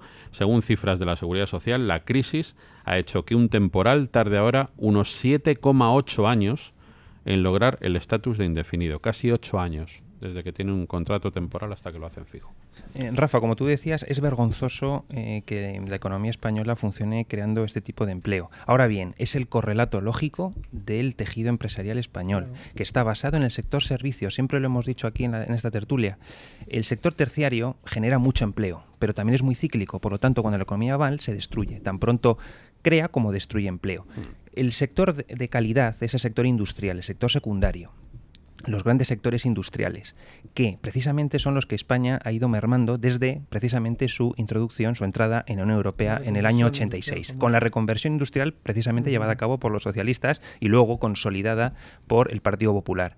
Nos dejaron al albur del sector terciario, el sector turístico, por lo tanto restauración, sector hotelero. Está muy bien, si España tiene un gran potencial en esos sectores, pero una economía fuerte no se puede construir sobre el sector terciario. Por lo tanto, estos datos son lógicos, son vergonzosos, pero también lógicos. Y revertir esta situación requiere una política industrial duradera durante, pues por lo menos, varias décadas fuertes, ¿no?, de inversión. Sin duda. A mí me gustaría tocar este tema. Yo sé que hay que explicarlo bien para que no cree malentendidos, ¿no? Empiezo con una afirmación que es la que puede ser chocante. A mí no me preocupa el que los contratos no sean indefinidos. A mí me preocupa que no haya movilidad en el mercado laboral. Quiero decir con esto que hay sociedades, estoy pensando ahora en la americana, donde el porcentaje de paro es de un 3, 4, 5%, estamos hablando de un paro puramente técnico, pero donde la movilidad laboral es altísima. Es verdad que no hay mucho contrato indefinido, entendido como lo entendemos aquí, porque aquí cuando se cree que es indefinido es una palabra que en la práctica tiene muy poco que ver con la realidad. Es tan indefinido como que al día siguiente te ponen en la calle y te pagan una indemnización. España lo que no tiene es un despido gratuito, pero el despido es tan indefinido, repito, como que al día siguiente pueden ponerte en la calle. Así es. España lo que necesita es creación de empleo. Y lo que necesita es que el empleo sea empleo de calidad. Y lo que hay que terminar es con un empleo precario. Y a mí me da igual, lo digo sinceramente, y creo que a la inmensa mayoría de las personas que están en paro les dará igual, si les dicen, mira, yo te voy a contratar, no te voy a garantizar que sea indefinido. Lo que te voy a garantizar es que vas a tener un puesto de trabajo con una remuneración digna, que me lo va a permitir una fiscalidad adecuada, porque nosotros lo dijimos en un vídeo hace ya unos cuantos años que se movió bastante cuando decíamos que Juan es un 1000eurista atracado, un 2000eurista que ha sido atracado por el gobierno, es decir, el coste de un 1000eurista realmente es el doble. ¿Qué es lo que tenemos que conseguir? Abaratar la contratación, que es muy distinto de abaratar el despido. Hay que lograr que el empresario se le tenga unas condiciones fiscales, administrativas, burocráticas, legales, que le amparen y que le amparen en la creación de empleo y que le incentiven. Por tanto, no es tan importante este debate de queremos que el empleo sea indefinido, porque a mí un empleo indefinido, que es un empleo precario, pues espero que no sea indefinido, sino que acabe cuanto antes, que sea muy definido y muy corto y muy transitorio. Lo que tenemos que lograr es que en España se cree empleo, se proteja el empleo y que al final de calidad haya un empleo de calidad. Y hay que volver al sector secundario, que ha sido el gran olvidado. El gran olvidado. ¿Qué ha pasado con los astilleros? ¿Qué ha pasado con la minería? ¿Qué ha pasado con la metalurgia, con la siderurgia, con los altos hornos? Incluso, perdona, ¿Qué ha Pablo, pasado con la y pesca y la agricultura? Eso Por iba, supuesto, por supuesto. Inversión en hemos abandonado el campo. I+D+I. Hemos olvidado al sector industrial y, por supuesto, también al sector primario. Evidentemente, esto nos genera una economía muy débil, muy débil. España, hay que recordar, en los años 70 era la 8ª potencia del mundo a nivel industrial. Hoy no somos nada a nivel industrial. Yo en el tema de la agricultura pongo un ejemplo tan sencillo como que ahora que estamos en la temporada de espárragos y España es un buen lugar para la producción de espárragos, están entrando espárragos peruanos que están reventando el esfuerzo y el trabajo de nuestros agricultores. Hombre, yo creo que esto de alguna manera tendría que estar regulado, estudiado, facilitado, ¿no? Y entonces a mí me parece que hay que volver un poco a aspectos tan esenciales como es agricultura y como es el cuidado de nuestra tierra en el sentido más profundo, ¿no? Y no desde luego que porque los costes en otros rincones del planeta sean más baratos, acabar un poco desprotegiendo el tejido propio del país, ¿no? Uh-huh. Bueno, pues desde luego algo hay que hacer. Algo vamos haciendo. Aquí ideas han salido. La temporalidad o se apuesta por empleo de calidad. Lo que no se puede dejar es a las familias vendidas y a los trabajadores en la miseria, porque hay que recordar que muchos trabajadores hoy en día se ganan la miseria cuando van a trabajar, y eso es lo que no puede ser, evidentemente, si se quiere conseguir un país que pueda estar en unos niveles aceptables de progreso. Es imposible el progreso con una clase trabajadora maltratada. Lo dejamos aquí porque no tenemos tiempo para más. Gracias, profesor Poveda, por estar con nosotros. Encantado. El lunes que viene estaré en un curso de verano hablando de realidad virtual y empatía en la Cristalera allí en Miraflores, así que no podré estar con ustedes. Muy bien. Encantado. Un abrazo muy grande. Gracias, profesor Pablo Sanz. Muchas gracias. Feliz semana a todos nuestros oyentes. Javier Ortega, gracias por todo lo que está haciendo Vox por España. Muchísimas gracias a este medio de comunicación por permitirnos contarlo. Encantados. Son las 9:57, noticias y seguimos en Buenos Días España. Son las 10 de la mañana, una hora menos en Canarias. Buenos días. La ministra de Política Territorial y Función Pública, Meritxell Batet, insiste en la necesidad de llevar a cabo un debate sobre la reforma de la Constitución en las Cortes Generales y contando con la opinión de las comunidades autónomas. En Radio Nacional de España ha subrayado que la recuperación de la convivencia en Cataluña es una prioridad, dice, para el Gobierno, aunque ha vuelto a dejar claro que existen límites como el derecho a decidir. Nos hemos pronunciado muchísimas veces, no contemplamos esa posibilidad, como no la contemplan la inmensa mayoría de constituciones del mundo. De hecho, no hay ningún país occidental equiparable a España que tenga nada parecido a eso. De la situación en Cataluña ha hablado también el líder de Ciudadanos, Albert Rivera, quien en Televisión Española ha asegurado además, tras conocer las encuestas, que este fin de semana colocan a su formación como tercera fuerza política, que se toma estos sondeos con prudencia, ya que aún dice hay partido. No, con la misma prudencia y con una realidad, ¿no? Que es que Ciudadanos sacó un 13% hace un año y medio en las urnas y hoy está compitiendo de tú a tú, a pesar de un nuevo gobierno, a pesar de todo el efecto, digamos, luna de miel de un gobierno. Pues hay partido, ¿no? Digamos que esto si fuera un partido de tenis como Rafa Nadal y lo peleáramos igual que él, pues algunos habíamos ganado un set, ahora otros han ganado un set, pero quedan todavía 3 sets por delante, queda mucho, ¿no?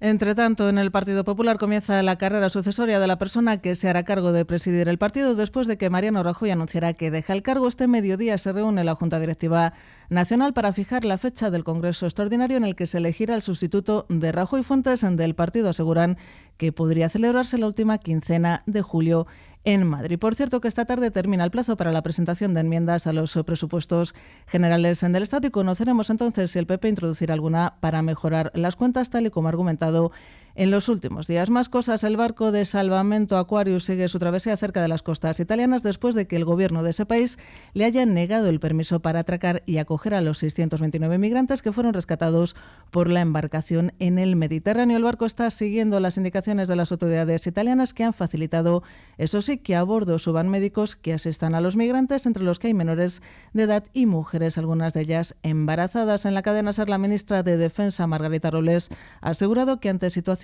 como esta es imprescindible que la Unión Europea actúe. Convenzámonos, esto tiene que ser un empeño de la Unión Europea en su conjunto, porque más allá de actuaciones puntuales que pueden hacer los países y que tienen que moverse siempre por la solidaridad, es decir, no podemos ponernos de perfil, porque cuando hay un drama humano es obligación de todos los países dar respuesta, pero es imprescindible que la Unión Europea no mire para otro lado. Y desgraciadamente, en materia de política de inmigración, yo creo que la Unión Europea pues está poniendo de perfil en muchísimas ocasiones. Por cierto, que aquí en España Salvamento Marítimo ha rescatado a 11 inmigrantes que viajaban a bordo de una patera en el estrecho de Gibraltar y los ha trasladado al puerto de Tarifa, en Cádiz. Y el gobernador del Banco de España, Pablo Hernández de Cos, jura o promete hoy ante el rey su cargo. Hernández de Cos, que sustituirá a Luis María Linde para un mandato de 6 años, será hasta ahora director general de Economía y Estadística en el organismo supervisor y fue nombrado hace 2 semanas, recordemos, a propuesta del entonces ministro de Economía, Román Escolano. Entre los desafíos a abordar, apuntalar los cambios en la estructura actual del Banco de España tras la creación de la Dirección General Adjunta de Innovación Financiera e Infraestructuras de Mercado.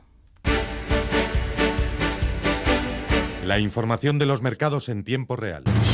Los mercados comienzan una nueva semana con los ecos de la cumbre del G7 y con los inversores pendientes ya de la reunión que celebrará esta semana los principales bancos centrales, la Reserva Federal y el Banco Central Europeo. Con todo, el IBEX 35 sube en estos momentos un 0,9%, se coloca en los 9.833 puntos. Dentro del selectivo, tan solo 2 cotizadas operan con recortes prácticamente en tablas. ANAC se deja un 0,09% y Inditex, que apenas cede un 0,07%. El resto de valores en positivo, liderando las alzas del IBEX 35. El sector financiero, así vemos a Bankinter repuntar un 1,94%, Santander sube un 1,67%, mientras que CaixaBank se revaloriza un 1,66%. Sube el IBEX 35, suben en línea el resto de mercados europeos. París arriba un 0,33%, el DAX alemán se revaloriza algo más, un 0,62%, mientras que la media del mercado, el Eurostoxx 50, sube un 0,68%. Destaca la subida del Mittel italiano, arriba un 2,56%. En el mercado de materias primas, el barril de referencia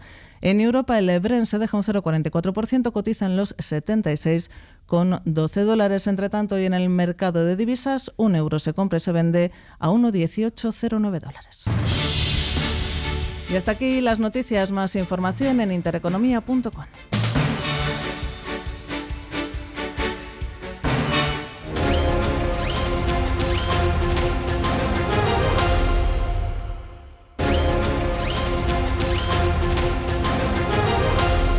Ministros, gente de altura que se caracteriza. Javier Solana dijo. Totalmente. Javier Solana dijo 12avo en su caso. 12avo. O sea, que sería el próximo año para Rafa Nadal. Bueno, pues sin lugar a dudas, bueno, las felicitaciones, sobre todo de muchos deportistas, Carolina Marín, bueno, Pau Gasol, que estaba en París. Pau Gasol es un clásico ya de... Son muy amigos, ¿no? Sí, son muy amigos. Amigos de... O sea, amigos, como decía la madre de Nadal un día, le preguntaban, ¿es amigo de Federer? Y decía, sí, se lleva muy bien y Federer ha ido además a la... Y de Pau Gasol, y dijo, hombre, Pau Gasol es amigo de verdad. O sea, una cosa es ser amigo de llevarte bien y de tener una relación, y otra cosa es ser amigo de comer en casa, como dijo la madre. Pau Gasol es ya amigo de comer en casa y de ir a verle todos los años a París. Por cierto, déjame que diga que en las narraciones del partido de tenis, hombre, yo entiendo que un narrador muchas veces se contagia del entusiasmo y muchas veces hay narradores que casi pasan a ser aficionados más, o sea, como unos fans más. Pero hasta el punto de decir bendita Ana María Parera por haber parido a este hombre. Es que tengo que decir que hay determinados narradores, no voy a dar nombres propios. Sí, yo tampoco, pero seguramente estamos refiriéndonos al mismo. Que ya es muy cansado escuchar los triunfos de Rafa Nadal. Bendita Ana María Parera por haber dado a luz a este chico. Sí, no, es muy exagerado todo, pero bueno, cada uno tiene su estilo. No, por supuesto, muy respetable. Tengo que decirte, Rafa, que este fin de semana he estado en Madrid, no sé, es que no sé si decirlo, no sé si decir Queen. ¿Verdad? Porque es que claro, uno ve que no. Posiblemente la mejor banda de tributo de Queen que pueda haber. He enfrentado a varias críticas del concierto de Queen y todas coinciden en un argumento que, en fin, se la habían puesto votando y todos los que vayamos a hablar de algo así vamos a rematar ese balón porque está en la frontal del área y el portero está batido. Que efectivamente está muy bien que Roger Taylor y Brian May son capaces de seguir ofreciendo un espectáculo de primer nivel y con un repertorio absolutamente deslumbrante, pero no son Queen, sino que son una banda tributo a Queen. Ahora, como banda tributo seguramente sea insuperable. Es una banda tributo en la que hay miembros de la banda. Claro. Y miembros importantes, porque Roger Taylor y Brian May son importantes. Pero es que un Queen sin Freddie Mercury pues ¿cómo va a ser Queen? Y eso que este chico creo que lo hizo bastante bien. Y esa es la siguiente pregunta. ¿Qué tal está Dan Lambert? ¿Qué talla da? Bueno, pues según todas las críticas, muy buena. Y según el público también, porque el público disfrutó de lo lindo de la velada junto a Queen. O sea que, más allá de las consideraciones que nos merezca utilizar un nombre sin la persona que ha sido santo y seña de ese grupo, pues como espectáculo parece que la gente lo disfrutó. Quedan 10 días para el verano, Rafa, quizá por eso esté dejando de hacer frío. Nuestros compañeros desplazados en los medios de comunicación a Rusia, en manga corta y sudando. Dios mío. Esto está pasando y mientras aquí pues estamos como estamos. Sí, echándonos la rebequita y la manta en los pies. Bueno, pero ya queda menos. También te voy a decir una cosa. Los mismos que se quejan de esto, dentro de una semana los vamos a oír clamar a favor del aire acondicionado, y diciendo que es insoportable vivir a 24 grados. No, hombre, y habrá 15, 20 días de ola de calor en la que nos tendrán que decir en el telediario que no nos olvidemos de beber agua. Claro, de hidratarnos. Y de no salir a correr a las 5:15 de la tarde. Efectivamente. Que seguramente si no te lo dicen en el telediario era lo siguiente que pensabas hacer. Con 45 grados a la sombra no salga usted a correr a las 3 de la tarde, nos dicen nuestros amigos del ente público. Menos mal que nos recuerdan que a las horas centrales del día no conviene. No, claro. Pero bueno, así están las cosas. Llega el verano. Lo decíamos antes, Ferchu, cada uno tiene su estilo. Claro, y muy respetables. Totalmente. Bueno, son las 10 de la mañana y 15 minutos. ¿Por qué uno, con el paso de los años, puede llegar a mejorar en la profesión periodística? Pues porque ha estado rodeado de maestros del periodismo. Básicamente por eso. Le pasará a Laura Mena dentro de unos años y a algunos nos ha ocurrido. Uno de esos maestros del periodismo español, sin ninguna duda, es Xavier Horcajo, que está aquí con nosotros, honrando a este humilde programa. Maestro, buenos días. Bueno. Eso de humilde programa, veo aquí unas regalías estupendas. Estos son los últimos víveres que nos quedan, don Javier. Pocos estudios se cuidan tanto como este en cuanto a la salud, el deporte. He oído que corres mucho y que sales de casa a eso de las 5:15 de la tarde y luego aquí unos postres, unas cosas magníficas. Es un humilde desayuno. Ni la cadena SER. Que comparto con usted, por supuesto. Mucho mejor que la cadena SER. Xavier Horcajo tiene en este programa y en esta radio su casa, porque, en fin, Xavier Horcajo es parte del grupo Intereconomía, eso ya lo saben todos ustedes, y acaba de publicar un libro titulado Talvisota, un español que derrotó al estalinismo, y que todo el mundo me habla muy bien de él. Todavía no lo he leído, lo confieso a nuestros oyentes, pero ha estado ya en la feria del libro. Sí, y la verdad es que ha despertado un enorme entusiasmo. Pues sí, la verdad es que agotamos. Ayer no pude firmar todo lo que nos hubiera gustado. Sí. Y a pesar de la lluvia, a pesar de tal, pues la feria ha sido un revulsivo para esta novela. Es una novela, lo primero que hay que decir, pero tiene un fondo de veracidad, de historias vividas por alguien que yo ordeno, y ahí entra la ficción, en el orden y las maneras de explicarlo, y que a pesar de ser una novela que narra pues una historia de amor, de odio, de venganza, en un escenario que es lo importante de la novela, que permite con mucho rigor histórico explicar algunas de las ideologías que han transformado este planeta y que han causado muchísimo daño a las buenas gentes de diferentes países. Me refiero, pues, uno de los trasfondos de la novela es que yo me preguntaba, no sé si es el caso de tu compañera, seguro que sí, porque tiene aspecto de universitaria, pues que en las universidades españolas, con demasiada alegría, los que allí estudian y los que allí son docentes aseguran ser marxistas o marxistas-leninistas, o trotskistas o incluso stalinistas, ¿no? Sí. Y a mí me da la sensación de que el fondo bibliográfico que existe en lengua española sobre ese periodo negro de la historia y sobre todo sus efectos, pues están poco estudiados, hay poco fondo al que atender, ¿no? Si acaso nos remitiríamos pues a Alexander Solzhenitsyn y poco más, sí. Pero la gente no sabe lo salvaje, lo cruel, lo aplastante que puede ser un régimen totalitario de ideología comunista para los que lo sufren, ¿no? Una cosa es la propaganda que te la puedes creer o no, y otra cosa son las estrictas vivencias que se narran en esta novela de los horrores y de la crueldad que llega a un nivel absolutamente sádico, no solo de Stalin, al que todo el mundo ya sabemos que es un gran dictador y un totalitario, etcétera, sino a otros que empezaron, por ejemplo Lenin, le entrega un legado a Stalin, un legado revolucionario bolchevique, en el que lo normal son las checas, ya existen, lo normal son los gulags, ya existen, y no es Stalin el que los crea, si acaso el que los amplía, o el que manda más millones de personas a morir, sean homosexuales, no se conoce cómo trataban a los homosexuales, sean judíos. Stalin mata más judíos que Hitler, eso algunos judíos incluso lo ignoran, pero es así. Hubo incluso canibalismo durante los primeros 20 años de marxismo-leninismo en Rusia, y bueno, pues hubo de todo para aplastar como si fueran colillas a los seres humanos sometidos por ese régimen. En España, que es el origen de la novela, nuestro protagonista es un malagueño, Jerónimo Espinosa, que se acerca con ilusión a esas ideas que son novedad en Europa. El nuevo país bolchevique, la Unión Soviética, pues siendo él un trabajador metalúrgico en la Málaga de los años 30, le produce mucho interés conocer cosas de ese régimen y entabla amistad con uno de los espías que previamente a la guerra civil Stalin había mandado a diferentes capitales españolas, que resulta ser un tipo que compartió andanzas mafiosas con Stalin, porque Stalin fue en su juventud un mafioso que tenía negocios de prostitución, que tenía negocios de droga, que tenía negocios que apaleaba gente, que robaba bancos, y con ese dinero financiaba las actividades del partido de Lenin.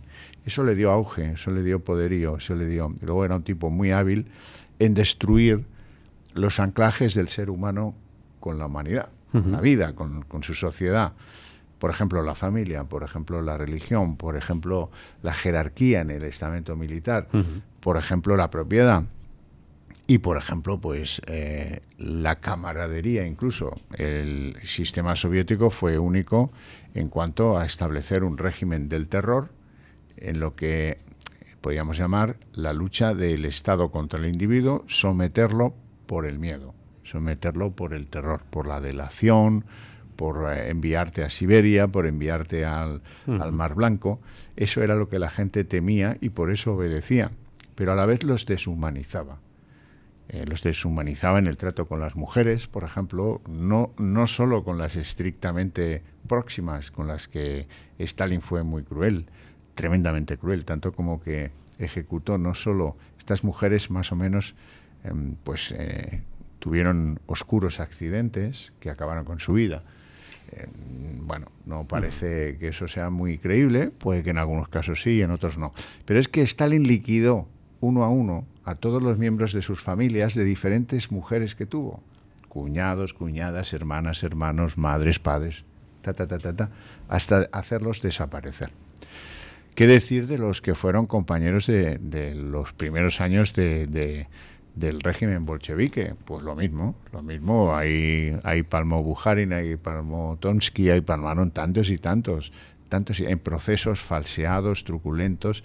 La delación se formulaba de la siguiente manera. Tienes dos opciones. Una, delatar a los que son, por ejemplo, judíos o trotskistas o peligrosos enemigos del régimen. Si no lo haces vas a morir. Y si lo haces vas a morir igual. Pero con una diferencia, tu familia no será perseguida.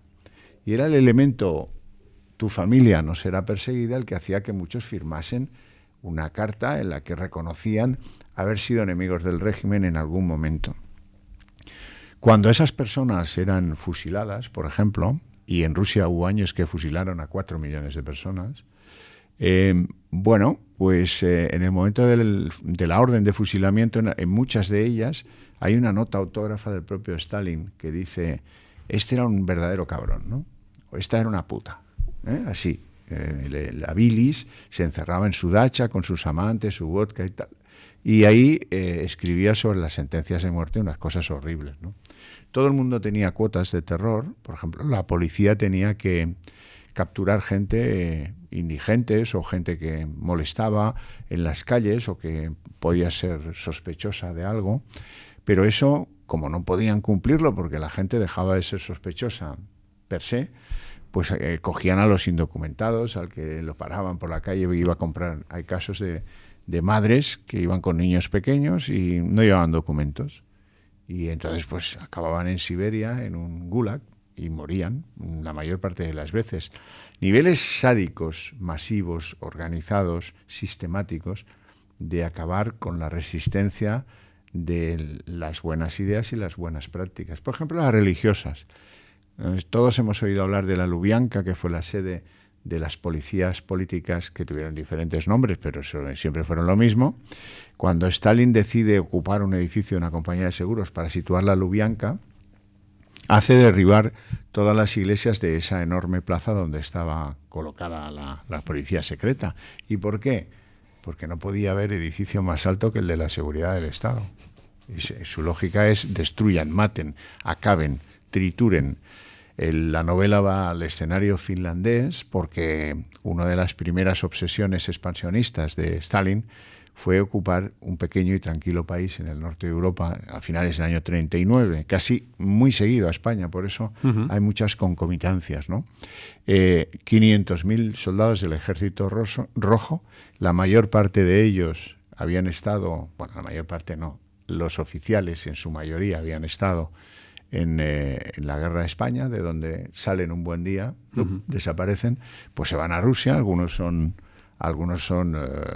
purgados por sus ineficacias en España y la mayor parte de ellos enviados al primer frente de combate que se abre cuando Stalin decide invadir con una añagaza monumental el tranquilo país Finlandia, al que nadie ayuda, por cierto, excepto algunos voluntarios entre los que se halla nuestro malagueño. Bueno, en esa Lubyanka, lo normal en los pasillos, la Lubyanka es un precedente de lo que aquí conocimos como las checas, que nos parece tan extraordinariamente cruel, sádico, violento, ¿no? Pero eso ya estaba inventado por la revolucionaria Unión Soviética de tiempos de Lenin, y luego, efectivamente, llevado a la máxima por Stalin. Tú podías pasear por los pasillos de la Lubyanka y encontrabas dientes, dedos, orejas, trozos de nariz, ojos, pezones cortados para obtener confesiones de algunos que estaban allí, a la vez que un sistema de megafonía por el cual escuchabas los llantos, los gritos y las agonías de los que estaban siendo torturados, ¿no? Bueno, es un sistema extraordinariamente cruel que ha tenido muchas peculiaridades que se cuentan en la novela, ¿no? Por ejemplo, pues cómo Stalin, cómo el individuo no pintaba nada, no importaba que murieran 10, 100, 1000, 500 o 1 millón, no importa. Es más, todo se justificaba por el interés del Estado, ¿no? Como instrumento de liberación de la mujer, por ejemplo, el régimen instauró y protegió y amparó y difundió el aborto como único sistema anticonceptivo. Lo normal, cuenta una protagonista, que además es una persona a la que cambio el nombre, pero a la que yo he conocido, lo normal era que una mujer tuviera media docena de abortos a lo largo de su vida fértil, ¿no? Bueno, hasta que, llegado el caso, alguien convenció al dictador y le dijo, oye, vamos a ver, tú quieres tener un gran país con un gran índice de población, con muchos soldados, muchos obreros, muchos campesinos que batan récords de cosechas, de producir acero, de tanques y de lo que sea, ¿no? Dice, sí, pues con esta política de abortar no lo vas a tener nunca, al contrario, va a decrecer la población soviética. De un día para otro, el dictador hace que el aborto esté prohibido. Por una razón puramente económica. Y la persona que aparece en la novela, que cuenta su experiencia personal, cuenta también cómo eran las intervenciones abortistas en la época, que eran una barbaridad, vamos, extraordinaria. Pero ahí pringaban todos, pringaban homosexuales, poetas, judíos, y a todos se les amenazaba por algo, y si se oponían o si se sospechaba, o incluso porque el terror quedara firmemente asentado en sus conductas, había que hacer barbaridades muy a menudo, y si te tocaba, pues chico, pues te tocaba y no había manera de escurrir el bulto en ese asunto, ¿no? Bueno, la novela es, yo creo que un legado a esos jóvenes que en España dicen ser cosas muy alegremente y que valía la pena que leyeran, por lo menos que no les falte fondo documental para ver el daño que una ideología totalitaria puede hacer a las buenas gentes de una sociedad, sea española, la rusa o la finlandesa. Yo como joven estoy dispuesta a leérmelo. Muchas gracias. Bueno, muchas gracias. Han visto ustedes que a Xavier Horcajo puede uno escucharle no durante unos minutos como hemos hecho. Me he enrollado como una persiana. No, decir, bien, pero bien. Es un ejemplo de que se le puede escuchar durante horas y no pestañear, porque tiene esa habilidad que tienen solamente los más grandes para contar las cosas con el máximo interés y prácticamente pues lo que ha conseguido es hacernos deseable este libro, que tiene una pinta buenísima. Talvisota, un español que derrotó al estalinismo, que es una novela, pero que está ambientada y situada pues eso, a finales de los años 30, en ese contexto de invasión de la Unión Soviética a Finlandia justo después del principio de la Segunda Guerra Mundial. Maestro, muchísimas gracias por este libro, mucho éxito, y me imagino que tendremos ocasión sí, estaré en el Club de Amigos de Intereconomía el día 19 de junio. 19 de junio. A las 19 horas, presentando Talvisota, claro está, y os invito a todos a llamar. ¿Tú te sabes el teléfono? Es el teléfono. Venga, que lo vamos a dar enseguida. 91 616 2464. Lo repito despacio, 91 616 2464 para la presentación del libro del gran Xavier Horcajo. Muchas gracias por estar con nosotros. Son las 10:30 minutos.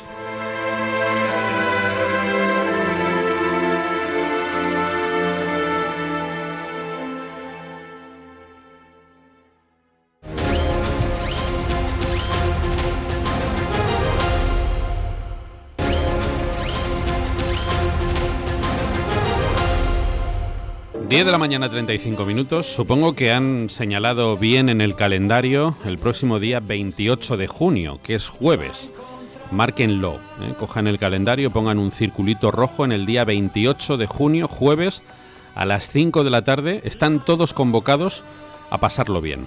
Ese es el objetivo, ni más ni menos que disfrutar de la quinta y última edición del Talent Show, del espectáculo de talentos que organiza don Eduardo Molet. Hemos tenido 4 sesiones este año que han sido a cual mejor, fantásticas, sobre todo para eso, para pasarlo bien, para conocernos los miembros de la gran familia de Radio Inter y disfrutar del talento natural que tienen muchas personas que no se dedican profesionalmente al espectáculo, sino simplemente pues eso, que cantan bien, que bailan muy bien, que cuentan chistes con gracia o que hacen imitaciones.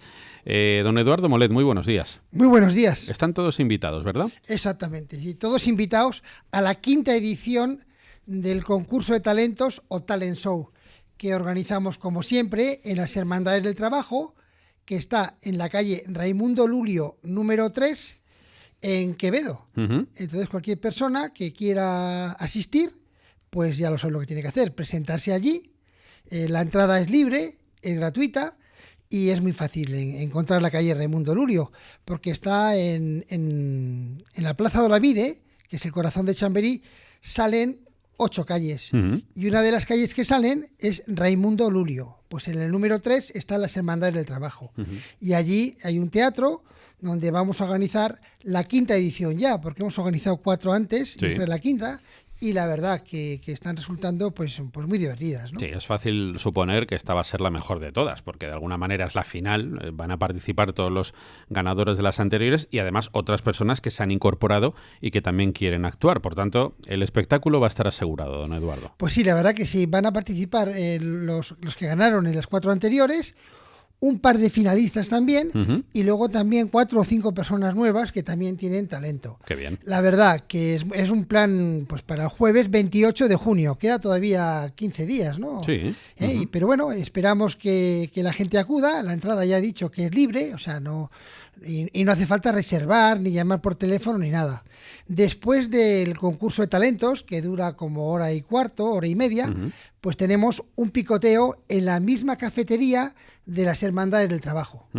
Allí en las Hermandades del Trabajo, en el teatro, en el mismo teatro, hay una cafetería y bueno, pues tomamos un refresco, un vino un refrigerio, y nos conocemos, nos ponemos cara. Y luego, además, como la mayoría de la gente que viene, el 95%, son personas de esta casa, de Intereconomía, pues hay muchas cosas en común entre los asistentes, y la verdad que hablamos y lo pasamos muy bien. Me llama la atención que hay muchas personas que vienen solas, es decir, que vienen solas y les da un poco de corte, y me dicen, yo me he atrevido al final, estaba dudando si ir o no ir, porque ir solo me da un poco de corte, no estoy acostumbrado a ir a estos sitios solos, eso me dicen varias, y la verdad que a los 5 minutos, pues como los recibimos a todos con los brazos abiertos, y encima hay mucha gente de un perfil de oyentes de este programa, y bueno, pues realmente pues hay mucha simpatía, y es como una familia toda la gente que asiste, ¿no? Y la verdad que lo pasamos muy bien, ¿eh? De todo el programa pues puede durar como 2 horas más o menos, y la gente se lo pasa divinamente, ¿eh? Yo por eso animo a todas las personas que quieran que vengan, que asistan, pueden venir solos, pueden venir acompañados, y lo que les dé la gana, y no hace falta reservar, que lo sepan, simplemente es presentarse. Y como usted decía al principio del programa, pues apúntense en rojo la fecha, jueves 28 de junio a las 5 de la tarde, y allí les espero a todas las personas que quieran asistir, ¿no? Bueno, todo lo que he organizado, don Eduardo Molet, para ustedes es absolutamente gratis, es decir, no tienen que pagar nada ni por ver el espectáculo, ni tampoco por el picoteo de después, es todo gratis, simplemente presentarse allí, día 28 de junio, 5 de la tarde, Hermandades del Trabajo, calle Raimundo Lulio, número 3, se llega perfectamente en el metro Quevedo, Bilbao o Iglesia, los autobuses 16 o 61, y si alguien decide ir andando, pues no tiene pérdida, porque es el barrio de Chamberí, en el centro de Madrid. Está en el centro de Madrid, sí, está al lado de la Plaza de Olavide. Ya he dicho antes que de la Plaza de Olavide salen como 8 calles estrechitas, y en una de ellas, en Raimundo Lulio, en el número 3, se encuentra este Teatro de las Hermandades del Trabajo, ¿no? Yo animo a la gente a que venga, porque realmente lo pasamos divinamente. Es un plan estupendo para un jueves por la tarde, a las 5 de la tarde. Si hemos hecho 5 ediciones es porque la gente nos lo ha pedido también, ¿no? O sea, porque se divierte mucho la gente en este espectáculo, ¿no? Yo, pues eso, animo a que vengan como espectadores, que ya les digo que no hace falta llamar por teléfono, ni ponernos ningún email, ni enviarnos ningún correo, sino simplemente es presentarse allí. Muy bien. 10 y 40 minutos, don Eduardo, nos vemos luego a las 2:30, en su casa es la Inter. Pues sí, hasta las 2:30. Muchísimas gracias, don Rafael, por invitarme a su programa. Encantado. Y a las 2:30 nos volvemos a ver. Si Dios quiere. 10 y 41, una pausa, y enseguida llamamos a Albert Ronald Morales. Son las 10 de la mañana y 44 minutos, así, con este ritmo sabrosón. Arrancamos esta semana y arrancamos esta sección. Albert Ronald Morales, ¿qué tal, amigo? Buenos días. Buenos días, Rafael. Un saludo muy cordial para ti, el equipo que te acompaña y todos los oyentes. Gracias por estar con nosotros, Albert. ¿Qué tal ha ido el fin de semana? ¿Has estado en el norte? Sí, señor, hemos estado por allí, por Bilbao, la capital del veganismo. ¿Sí? Bien, con mucha lluvia, con sol, un clima muy parecido aquí, con esas intermitencias de agua, frío, calor. Un poco raro el clima, Rafael. Claro. Bueno, hoy hemos conocido la noticia, Albert, que bueno, nos preocupa porque lo constatamos, pero en realidad hemos hablado de ello bastantes veces. A mí la cifra me parece alarmante, la verdad. 1 de cada 3 niños de la Comunidad de Madrid entre los 2 y los 14 años sufre sobrepeso u obesidad. Este porcentaje es del 33,6% de los menores varones y del 27,7% en el de las niñas. Es decir, es un poco mayor en el de los chicos que de las chicas.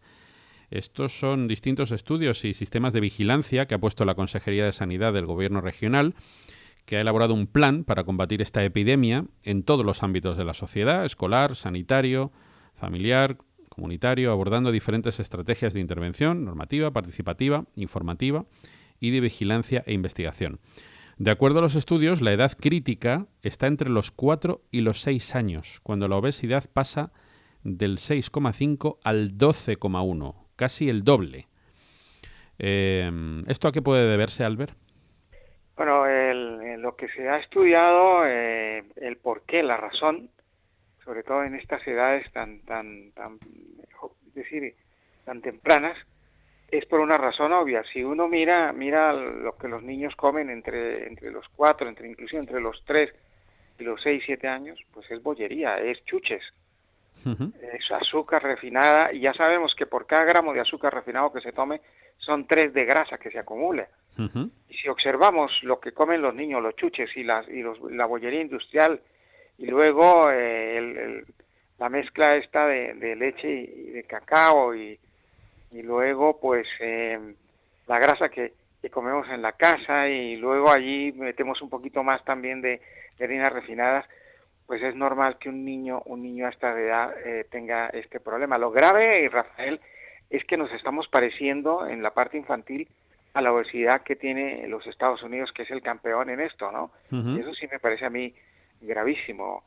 Ahora, hay que decir también que hace 20 años, posiblemente un poco más, esto no se veía por una razón, porque uno veía en el tupper que llevaban los niños al colegio, y que le mandaban las mamás, pues había mucha fruta, había queso, había cosas artesanales que hacían las propias mamás en su casa, y realmente era muy raro la persona que le mandaba, porque si tú miras ahora, van chocolatinas, bollos industriales, galletas, jugos de estos industrializados que tienen un 70% de azúcar.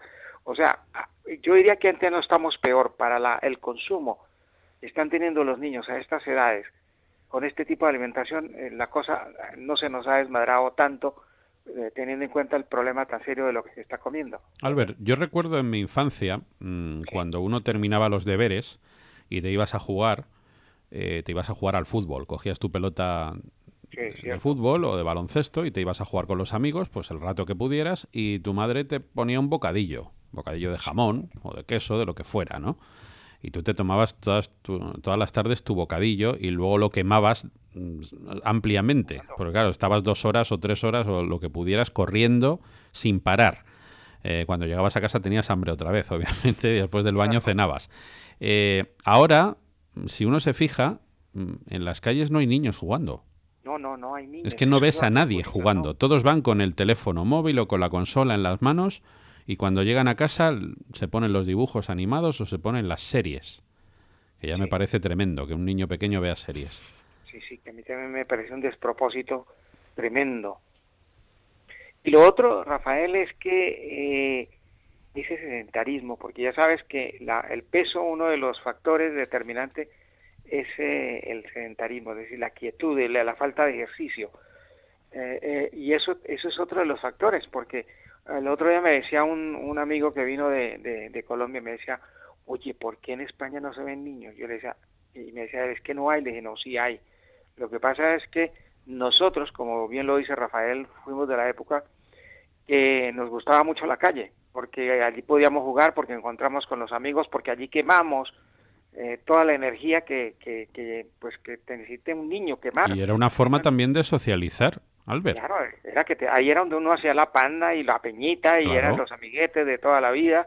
Le echabas el ojo a la chica que te gustaba. Hombre, ya después de los 12 años ya claro, era la cosa complicada. Mira cómo se ríe. Dani Bellido se está riendo porque él ha sido un ligón y él sabe que eso era así.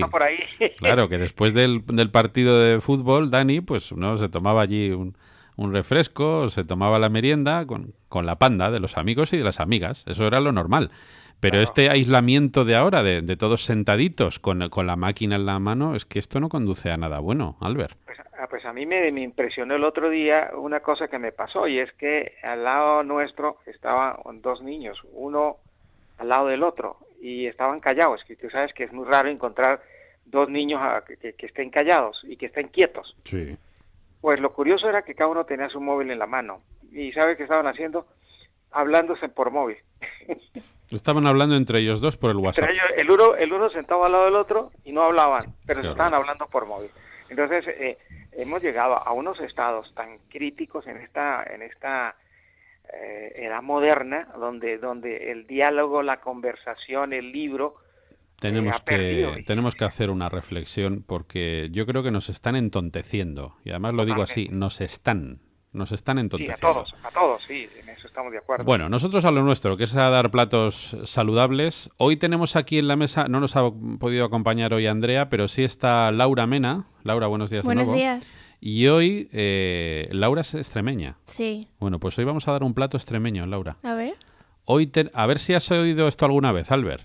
A ver, vamos a ver, Rafa. Hoy preparamos un zorongollo extremeño. No lo conocía. Ay, amorcito, ¿quién te arrullará? Pues no lo sé, el mismo que te haga el zorongollo extremeño. Vamos a necesitar para 4 personas, Albert, 3 pimientos rojos, un par de tomates bien maduros, si puede ser el tomate rosa que está maravilloso ahora de rico, ¿eh? Está delicioso y además la textura y el sabor es increíble. Tremendo. Vamos a utilizar una cebolleta, 2 huevos ecológicos, un par de dientes de ajo, aceite de oliva virgen extra, unas gotitas de limón, sal y perejil. No puede ser más fácil de hacer. Ponemos los huevos a cocer en una cazuela con agua. Cuando lleven hirviendo 10 minutos, retiramos, refrescamos, picamos en daditos y reservamos. Lavamos los pimientos, colocamos en una bandeja de horno, regamos con el aceite, regamos el tomate, lo sazonamos, envolvemos con un papel especial de horno, lo ponemos en la bandeja, introducimos en el horno, asamos la verdura a 190 grados durante 35 minutos. Retiramos los pimientos, pelamos y cortamos en tiras, los ponemos en un bol. Retiramos también el tomate, pelamos y colocamos en un vaso batidor. Añadimos un diente de ajo pelado, trituramos bien con la batidora. Vertemos este puré sobre los pimientos asaditos. Le añadimos aceite, unas gotitas de limón, un ajito picadito, la cebolla cortada en juliana. Sazonamos y mezclamos bien y simplemente le ponemos los huevos picaditos por encima y espolvoreamos con perejil picado. Qué sencillo, qué barato, qué humilde, pero qué rico, Albert. Oye, y ese plato yo sí no lo oía, porque nosotros tenemos algo parecido, ¿sí? Pero no tan elaborado y con tantas verduras. A mí se me hace que este es un plato que lo toma todo mundo, porque a los niños les gusta esto. Seguro. Es lo más seguro que lo tomen. Y además si es extremeño, donde se cultiva, donde está la mejor agricultura últimamente de España, pues allí debe ser un plato que lo deben de tomar con mucha regularidad. Sí, Albert, además, perdona, esta ensalada es muy popular en La Vera, sobre todo. En la zona de La Vera, ¿no? Sí. Donde está el mejor norte pimentón de Cáceres. El mejor pimentón del mundo, el de La Vera, ¿eh? Oye, y además en esta zona, en La Vera, yo diría que es el foco de la producción de cosas delicadísimas como los pimientos, como cebollas. Hay una cantidad de productos que se cultivan allí que es una maravilla, es un Edén lo que tienen allí. Tenemos solamente un minuto, Albert, porque se nos ha echado hoy el tiempo encima y no quiero dejar de dar el teléfono para el tamarillo, ¿verdad? Vale, pues este es un producto y una ensalada maravillosa que invitamos a que la tomen. No la desmenuzamos, pero ya saben qué es lo que tiene todo esto: vitaminas, sales minerales, proteínas, tiene de todo un poquito y es una maravilla de plato. Y bueno, el teléfono para los tamarillos, la gente que está haciendo los tamarillos, que pueden llamarnos al 91 619 5414. Lo repetimos, 91 619 5414. Y mañana hablaremos del nuevo récord que se ha roto de la pérdida de michelines y de flotadores. Un abrazo muy fuerte, amigo. Un abrazo y esperamos que tengan una semana muy felices todos los oyentes y a ti y a tu equipo, mi querido Rafa. 11:55 lo tenemos que dejar aquí. Ya saben que después tienen las noticias a las 11 en punto y luego una hora dedicada a la salud natural con el doctor Juan Márquez. 2 teléfonos a los que pueden llamar: 91 535 1614 o 533 9021. Son las 11 de la mañana, una hora menos en Canarias. Buenos días. La ministra de Política Territorial, Meritxell Batet, ha abogado por reactivar la Comisión de Evaluación del Sistema Autonómico con vistas a una reforma de la Constitución, pero ha asegurado que sin consensos el nuevo gobierno de Pedro Sánchez no va a reformar nada. En este sentido, ha urgido a todas las fuerzas políticas a acudir a la comisión y a participar en un debate sereno. Junto a esto, la ministra de Política Territorial ha subrayado en declaraciones a Radio Nacional de España que la recuperación de la convivencia en Cataluña es una prioridad para el Gobierno. Si estuviese en el Govern de la Generalitat, me preocuparía mucho que una sociedad ejemplar desde el punto de vista de respeto al que es diferente, de respeto a lo heterogéneo, que esto se haya degradado, a mí me preocuparía. Y por tanto pondría mucho énfasis en recuperar esa convivencia. Eso sí, respecto a la posibilidad de introducir en la Constitución el derecho a decidir, la ministra ha sido contundente. No contemplamos, ha dicho, esa posibilidad. Desde Ciudadanos, entre tanto, aplauden la idea de llegar a acuerdos en Cataluña, pero critican las concesiones que a su juicio está dispuesto a dar el nuevo gobierno socialista. Albert Rivera, presidente de Ciudadanos. ¿De verdad la salida de Sánchez es mirar a otro lado y darle más concesiones? ¿De verdad la señora Batet cree que dándole los jueces, como pretende Iceta, vamos a salir de esta? ¿De verdad se piensan que mirando hacia otro lado ante los incumplimientos del Estatut y de la Constitución saldremos de esta? Pues yo creo que es mucho mejor ser realista y saber que este es un reto mayor y mayúsculo y que hay que llegar a acuerdos. Y yo estoy de acuerdo en que el PSOE, Ciudadanos y el PP deberíamos mantener una posición conjunta. Pero ojo, de momento quien se ha salido de la posición conjunta es el Partido Socialista.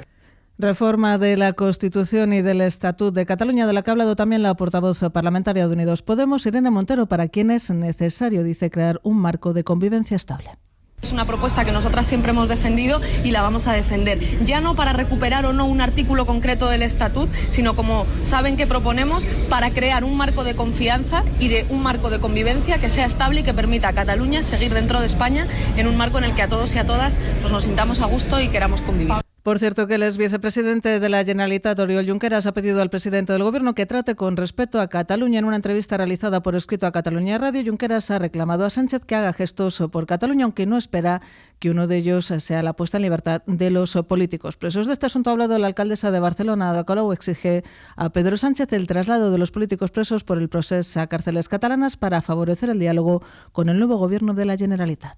Mientras estén dentro de prisión se altera completamente la normalidad con la que se tiene que poder hacer un diálogo democrático, pero mientras eso evidentemente está judicializado y mientras no salen de prisión, porque eso está en manos de un juez, eso sí, pero el acercamiento sí que está en manos del Gobierno de Pedro Sánchez, que no digan que no está en sus manos, porque sí lo está. Todo ello en el día en el que el presidente de la Generalitat, Quim Torra, ha reanudado con el líder de Cataluña en Comú, Xavier Domènech, la ronda de contactos con los grupos políticos. Y Pablo Hernández de Cos ha prometido en Zarzuela ante el rey su cargo como gobernador del Banco de España. Prometo, por mi conciencia y honor, cumplir fielmente las obligaciones del cargo de gobernador del Banco de España, de lealtad al rey, y hacer guardar la Constitución como norma fundamental del Estado. Nombrado por el anterior gobierno de Mariano Rajoy, Hernández de Cos sustituye a Luis María Linde para un mandato de 6 años. Entre los desafíos a abordar, apuntar a los cambios en la estructura actual del Banco de España tras la creación de la Dirección General Adjunta de Innovación Financiera e Infraestructuras de Mercado. Y un apunte más antes de mirar a los mercados financieros. Los estudiantes de la EBAU en Extremadura afectados por la repetición de la prueba tras conocerse una filtración se reúnen hoy con el rector de la universidad. Reunión tras pedir este fin de semana una solución alternativa a la repetición de los exámenes. La información de los mercados en tiempo real.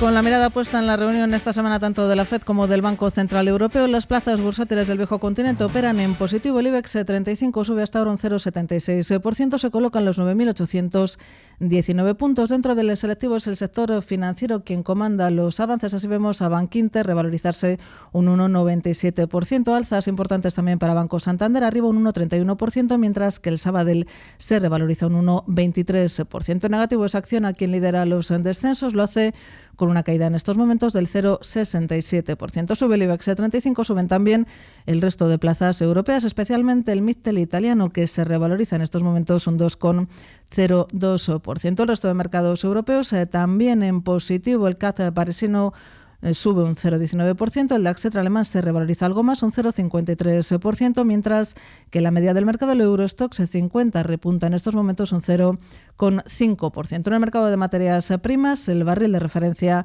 en Europa, el Brent, se sitúa en los $76,38. Entre tanto, y en el mercado de divisas, un euro se compra y se vende a $1,1785.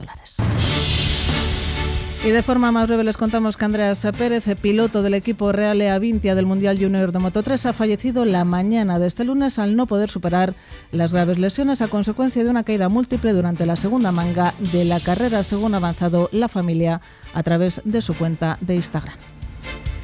Y hasta aquí las noticias. Más información en intereconomía.com.